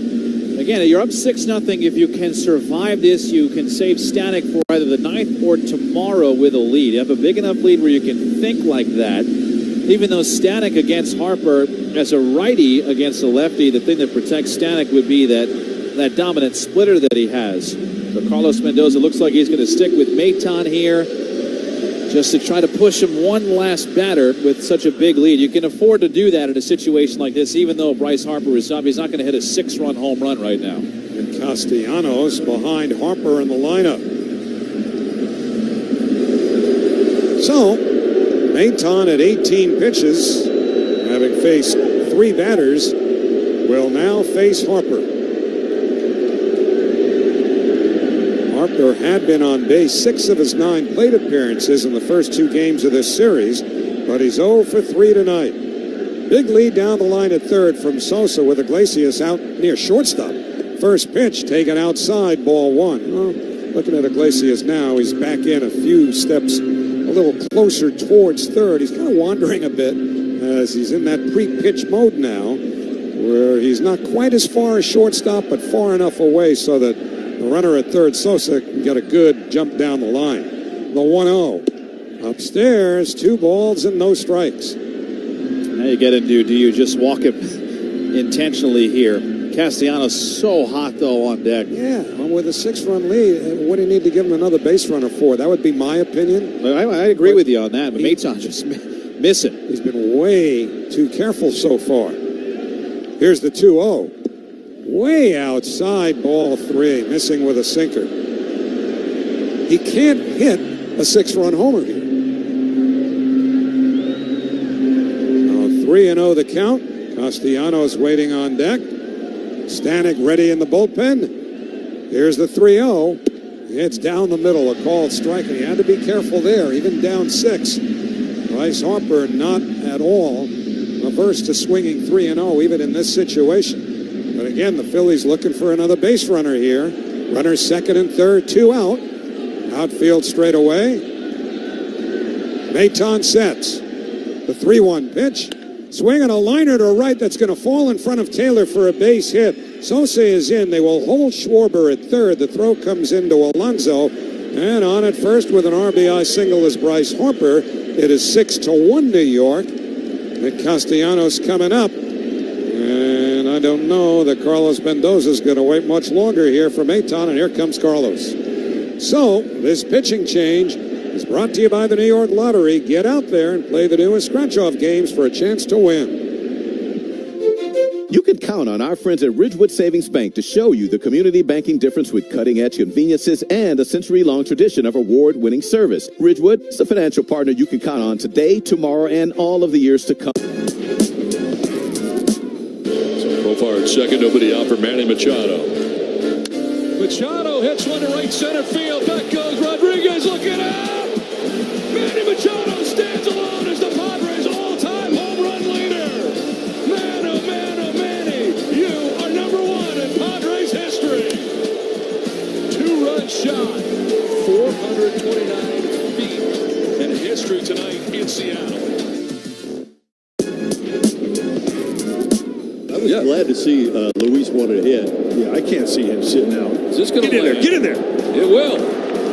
Same where the other went the other night. Two of them. He had a double and a triple on that same spot the other night. And he's got himself a double here to lead it off. And look at his teammates. I think his teammates know as well. They want that ball. Get that ball back in. It's worth another look. Change up and away to the pull side. 2-0, there's the swing and a high fly ball towards the right field corner. Fair or foul towards the pole. It's off the pole and gone. Pavin Smith, his 5th of the year. Pavin swings. That's belted. Deep left field. Alvarez turns, walks. It's gone. A grand slam. Second home run. Hang on. He's done it again. Pavin Smith, 3 homers. One out away for Dylan Cease. Abrams to right field. Johnson coming in. He makes the catch. No hits for the Nats. Dylan Cease throws a no-hitter. The second no-hitter in Padres history. There'll be a sea of San Diegans celebrating back home today. Dylan Cease has no hit the Washington Nationals. On a rainy Thursday in D.C., the Padres will celebrate. The bullpen and tomorrow. They have got to secure this first. And that is far from a settled affair. Castellanos has twice flied to right, lined into a double play. 6-1 New York. Phillies with runners at the corners. And 2 out in the 8th. Stanek ready. His first pitch. Fastball line to left coming on Nimmo. He's got to play it on a hop. It's a base hit. Schwarber scores. To second is Harper. It is 6-2 New York. Alec Bohm will be next, and it's getting kind of sticky in here. Well, even at 6-0, the way the Mets have been playing and the way the Phillies responded like they did on Sunday, you knew it was not going to be easy for either side. And Rob Thompson's even thinking further ahead. He has his closer, Carlos Estevez, up to throw a bottom of the 8th in that mode to keep it close because the Phillies are starting to pick up a little speed. And now here comes the crowd to try to neutralize that. He's had Estevez throwing for a couple of batters now. And he either sensed this or had him up just to be sure. And here's Alec Bohm. First pitch, hit in the air, shallow left center. Will it hang up? It will. Bader's there, makes the 2-hand catch with a little crow hop, and that retires the side. Phillies scored 2 runs on 2 hits. No errors, 2 men left. Middle of the 8th inning, the Mets. Payoff pitch. High fly ball out towards right center field. Pete Crow Armstrong at the wall. Jumps. And he made the catch. Oh, baby. Pete Crow Armstrong steals a homer. And that is how this one comes to an end. And the Cubs win the ball game. Pete Crow Armstrong with a dazzling display of defense tonight. A 4-pitch walk to Soto, and they're loaded for Aaron Judge. Judge cranks one. Deep left field. A grand slam. And the Yankees have the lead. Right on cue. He snaps his longest homerless drought, and just like that, the Yankees are in front. What a shot that was. What a moment.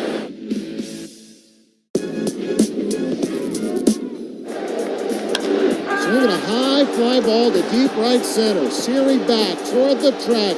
At the wall, leaps, and got it! He caught it! Took away a homer. What a catch in center field by Siri. Still digesting that catch made by Jose Siri out there. A home run robber, to be sure. One of the best plays that we've seen all season long. And boy, was it a big one.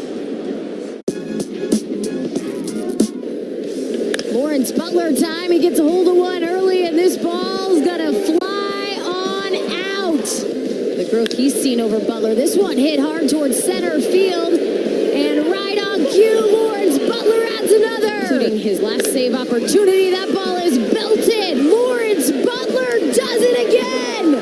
Oh my God. All tied up in the Queen City.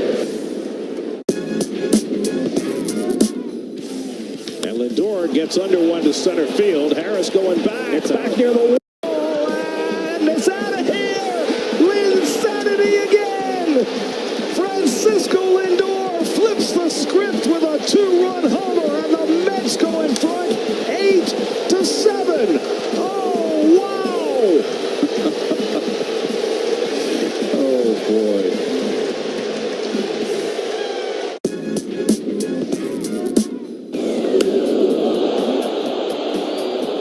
Hayes hits it deep to right center. Harris is back. He reaches him. Oh, my. Hitter who is batting against Estevez here. He's batting for Winker, who went 1 for 3, a homer. First pitch, breaking ball on the outside corner, a called strike. 0-1. J.D. Martinez 6 for his last 54. They have put Brandon Marsh in center field coming out of this inning. 0-1 the count.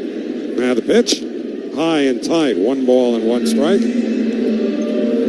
Ready Refresh, New York's most reliable water delivery service, reminds us that the Padres and Dodgers will play tonight. The American League games tomorrow. 1-1 to Martinez. Now the pitch. Little bit low. Ball 2. Sean Manaea certainly was the thriving player of the game, brought to you by ThriveWell Infusion, New York's premier infusion and injection center. Saving lives drip by drip. Visit ThriveWellInfusion.com. 2-1 pitch. Way inside, almost Nick Martinez. And the count 3-1.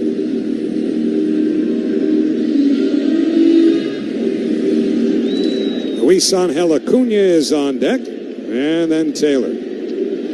3-1 pitch. Low outside, ball 4. Let's get a leadoff base runner. Man, Rob Thompson's got to be rolling his eyes right now. I mean, Estevez, he threw on Sunday. He had a 1-2-3 8th inning, and there were some Phillies media wondering, well, why didn't you throw him out for the 9th inning? Because eventually the Phillies bullpen, Matt Strom, gave up the 2-run homer to Vientos. Well, Estevez looked like the only adult in the room. Well, with a leadoff walk, he kind of falls in line with the rest of these struggling Phillies relievers. And nobody to run for Martinez here. Acuna's batting now. Terren's the only man left on the bench. First pitch, swing and a miss. A wild swing at a fastball up and away by Luis Angel Acuna, who made his major league debut in the middle game of that 3-game series in Philadelphia last month when Lindor's back acted up. The 0-1 fastball on the outside corner, 0-2. He tries to be patient, and that's what happens. He swings at a ball, takes a strike. That'll learn him. 0-2 the count. Here's the pitch. Swing and a miss, strike 3. Just overpowered there by Estevez. And that's the first out here in the bottom of the 8th inning, and Tyrone Taylor will be next. Seeing the introductions before the game with the teams lined up, some ovations for different guys. Acuna got a really big ovation, and I know it's a small sample. A lot of that happiness and success came here in that last regular season week for the Mets in this place, and I think these fans saw some good stuff out of Luis Angel Acuna. Well, here's Taylor now, right-hand batter. First pitch, fastball over, a called strike, 0-1. 99-mile-an-hour fastball there from Estevez. Came over from the Angels. solidified the back end of their pen as their closer. The 0-1. Breaking ball is low, 1 ball and 1 strike. They traded Sir Anthony Dominguez, who had some chances to close earlier in the year, as did Alvarado. We know about Alvarado's combustible chapness. Here's the 1-1 to Taylor. Check swing bouncer back to the mound. He tried to barehand it. Instead, it's bobbled and then overrun by Estevez, and everybody is safe. Well, Estevez treated that as though it was on fire. He tried to scoop it. After he couldn't barehand it, he ran over and he tried to put his glove in the dirt, shovel it over to first base. And Carlos let that happen for the infielders. Just do what you can to get an out, but he couldn't even get the ball. Wow. Well, that's got to be an error. And so the Mets now with runners at first and second, and 1 man out. Francisco Alvarez coming up.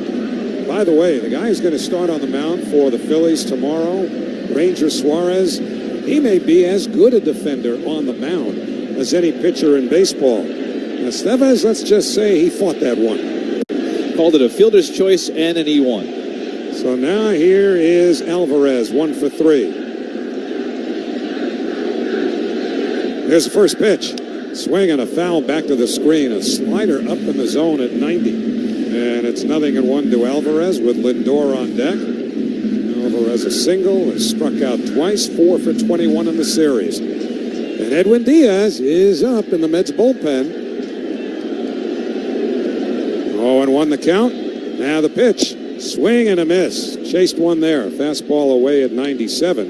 And the count 0-2. Home at third is deep. Mets have 2 on here. Martinez at second, Taylor at first. Taylor the much faster of the 2. The 0-2 outside to Alvarez. 1 ball and 2 strikes. Marsh, an excellent defender in center. Hayes good in left. Castellanos has been better defensively this year in right than he'd been earlier. The 1-2. Swing on a foul back to the screen. Another fastball, middle of the plate. And Alvarez fouled it back. But it can be hard to catch up to Estevez. You hear all the time, well, major league hitters, they can turn any fastball around. But 99 is 99. I gotta tell you, doing those pregame introductions today, really being at home plate, I always make a habit when the podium is right there to take a look at the pitcher's mound and wonder, how in the heck does anybody ever even make contact? It looks that close. Here's the 1-2. Low and away, 2 balls and 2 strikes, missing with triple digits, 100-mile-an-hour fastball. You know, we could all go to a high school field or any other field where it's 6 inches between home plate and the mound. But when you stand there in a major league ballpark and you look at it, you just shake your head. 2-2 pitch. Check swing foul, whizzing just past Lindor. Takes a hard ricochet off of the backstop and rolls out to the first base bag, where it takes a carom to Bryce Harper. And anybody remember the last time the Phillies were here? Last time the Mets were here and a ball hit the third base bag? Alvarez in the batter's box remembers it well. 2-2 pitch, swing and a miss, strike 3. Overpowered at 99, and there are 2 men away. Alvarez made that throw down to third in that game. The ball hit the bag, hopped up, and came right back down at third instead of what we all thought was going to happen was it kick down the line or shoot in the left field or go foul. It was just one of the moments that we've seen, like the Alonso homer and the Lindor homer in Atlanta, that we go, this is something different this year. Here is Lindor as Estevez goes to his ear, trying to make sure the pitch comm is clear with the fans starting to make some noise, yelling MVP. 6-2 Mets, 2 on, 2 out, bottom 8. First pitch. Lindor takes a strike at the knees. Good changeup. And it's 0-1. Dan Martinez, the lead man at second, is not a fast runner. 0-1 to Lindor. The pitch. High and away with a fastball. And it's 1-1. Harrison Bader is in the on-deck circle. That's Mark Vientos' spot.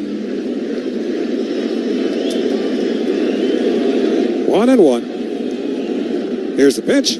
Swinging a liner towards first. Fair ball. Base hit. Going off the right field jutting stance to Castellanos in right. That'll get Martinez home. They will hold Taylor at third, and diving into second with a double and a run batted in is Francisco Lindor, and the Mets have increased their lead to 7-2. This ball just inside the line. You have two umpires all over it as it kicks off the wall. The Mets score an easy one and now set themselves up. You get a base hit here, you really make it easy for the Mets in the top of the ninth. They're easier with the fact that Edwin Diaz is throwing because the Phillies had just pulled in to within a couple runs, scoring two. That was a big hit by Lindor. They're already getting somebody else up right now. So here is Bader. First pitch on the way. Swing and a miss at a slider. 0-1. Well, it's been a struggle for Harrison Bader at the plate. His defense has been typically superb. He's won a Gold Glove, but he's just 11 for his last 90. 0-1 the count. Here's the pitch. Fastball outside. Ball one. So 7-2 New York. And now with two more in scoring position, Taylor at third, Lindor at second, a base hit here. You would think they would tell Diaz to sit. Go 1-1, pop foul. And we'll go into the seats upstairs between home and first. And the count, 1 ball and 2 strikes. Whoever was up has sat down. I think that's still Diaz up. Ottavino has started throwing. 1-2, now the pitch. Check swing foul going into the seats. Right near the Mets dugout on the first base side. And again, think of Rob Thompson, right? It's 6-2, Phillies grab 2. Give me somebody that can hold it down. It brings in Estevez, we mentioned was successful 2 days ago. Well, leadoff walk. This is what happens. 1-2. Here's the pitch to Bader. Fastball hit high in the air to center field. Easy for Brandon Marsh waiting. Makes the one-hand catch. Side retired. Mets score 1 run on 1 hit. There was an error. And 2 men left. The end of 8. It's the Mets 7, the 2 on Odyssey. Mets Radio, driven by your Tri-Honda dealers. Let's go, Mets! Laborers Local 731 has been responsible for some of the biggest and most celebrated infrastructure projects in New York City, like the rebuild of the World Trade Center and the new LaGuardia Airport. Local 731 provides qualified and competent laborers to fill the demand that the construction industry not only requires but deserves. Its members and leadership have fought hard for wages and benefits. Feel the power. The College of New Jersey offers a top-notch education at a public college price point. That's higher education elevated. Learn more at tcnj.edu. Cheers to a great day and this ice-cold Corona. You know what would make this day even better? My grandma's carne asada. Throw in some music. We can watch the game. Or we could keep it simple. Corona, la vida más fina. Get your Corona at ordercorona.com. Relax responsibly. Corona Extra Beer, imported by Crown Import, Chicago, Illinois. It ain't a party till the sauce gets involved. That's why Wendy's Saucy Nugs Party Pack is 45-ish nugs slathered in honey barbecue, garlic parm, buffalo, or ghost pepper. Savor the drip of Wendy's Saucy Nugs Party Pack, open till midnight or later. Participating locations only. $1.3 millones de dólares. ¿Qué te parece? You know you ready to play. Sounds grande, grande. Play the New York Lottery's new Grande Scratch-Off games with prizes up to $3 million or a second chance to win 1 of 100 VIP trips to Billboard Latin Music Week in Miami. Please play responsibly. Must be 18 plus. Gambling problem? Call 1-877-8-HOPE-NY or text HOPE-NY.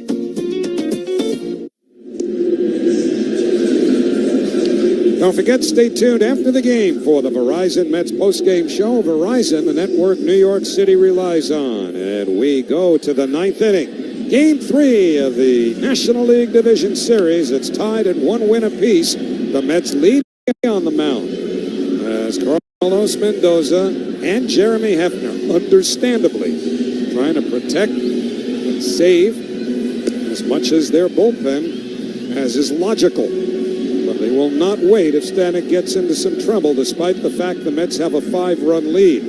Real Muto, Hayes, and Sosa are due up. Even though the Phillies scored 2 in the top of the 8th inning, the Mets worked through a lot of the power in that Phillies lineup.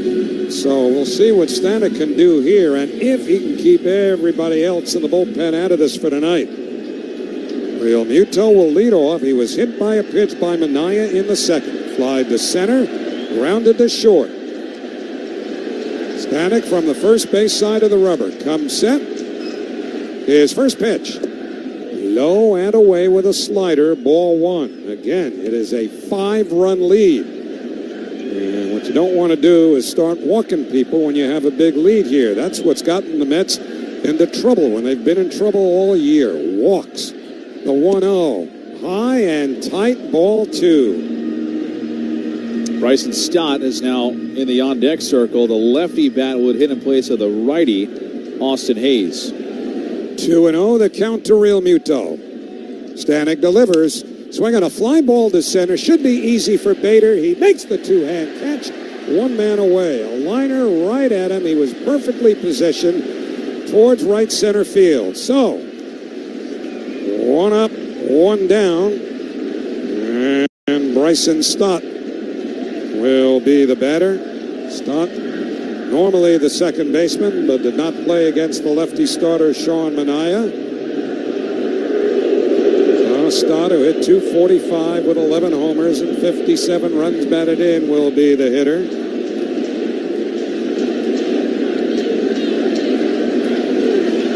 And Stanek with his first pitch, right down the middle. A fastball at 97. Nothing at 1 to the running rebel, Brian Stott. Out of the University of Nevada, Las Vegas. Outfield straightaway against him. Iglesias shortens up a bit at third. The 0-1 is a split down and away. 1 ball and 1 strike on Stott. Rob Thompson's put Cody Clemens now, the lefty in the on-deck circle. He would pinch hit for the next guy, Mundo Sosa, a righty. 1-1 the count. Here's the pitch. Fastball foul straight back.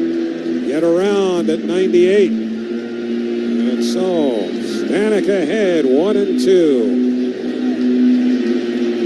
Once in a while, you hear an announcer say, nobody's left this place.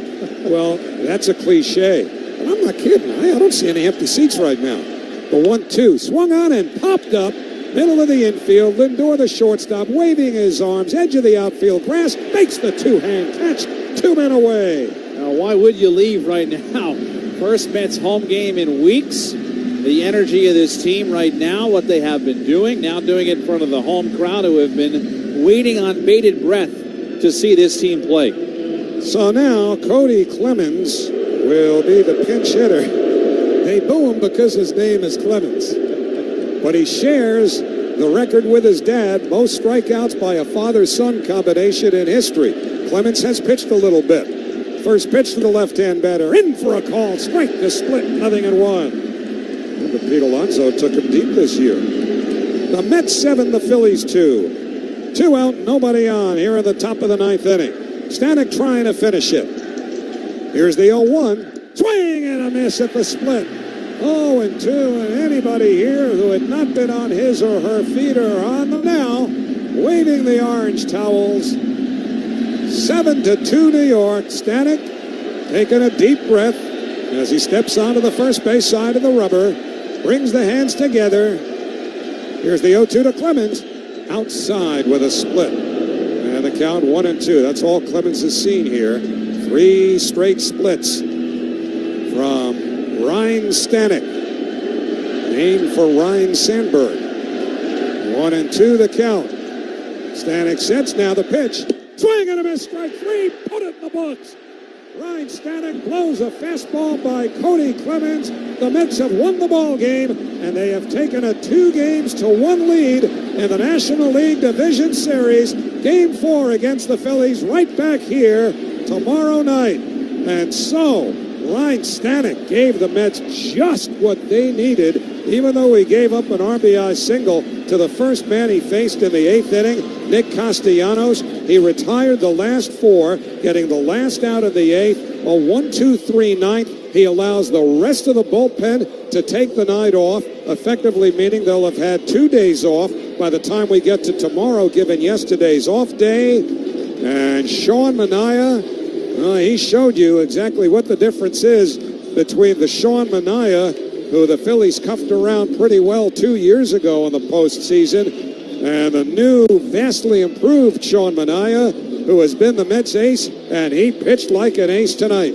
Well, the big thing, too, is that the Phillies and Rob Thompson, now they need to win 2 games. Well, they certainly need to win tomorrow when they use Kerkering, Alvarado, and Estevez. And Estevez with 26 pitches. They stayed away from Hoffman, stayed away from Strom, so those 2 guys will most definitely be available tomorrow. But Rob Thompson did use some big bullets today that may affect how he's able to use them, and certainly will affect their effectiveness tomorrow, having potentially pitched on back-to-back days. But really, I mean, how many times in this playoff run have we had a game that just went, oh, that's, as that game began, that's how it was supposed to go? I mean, we have seen the win probability charts go up and down like an echocardiogram. This one was just a flat-out win by the New York Mets. And I'm sure they and the rest of everybody's blood pressure these days will take it. Yeah, they could actually use a little relaxation tonight. There's nothing relaxing about the postseason, but good enough for the Mets tonight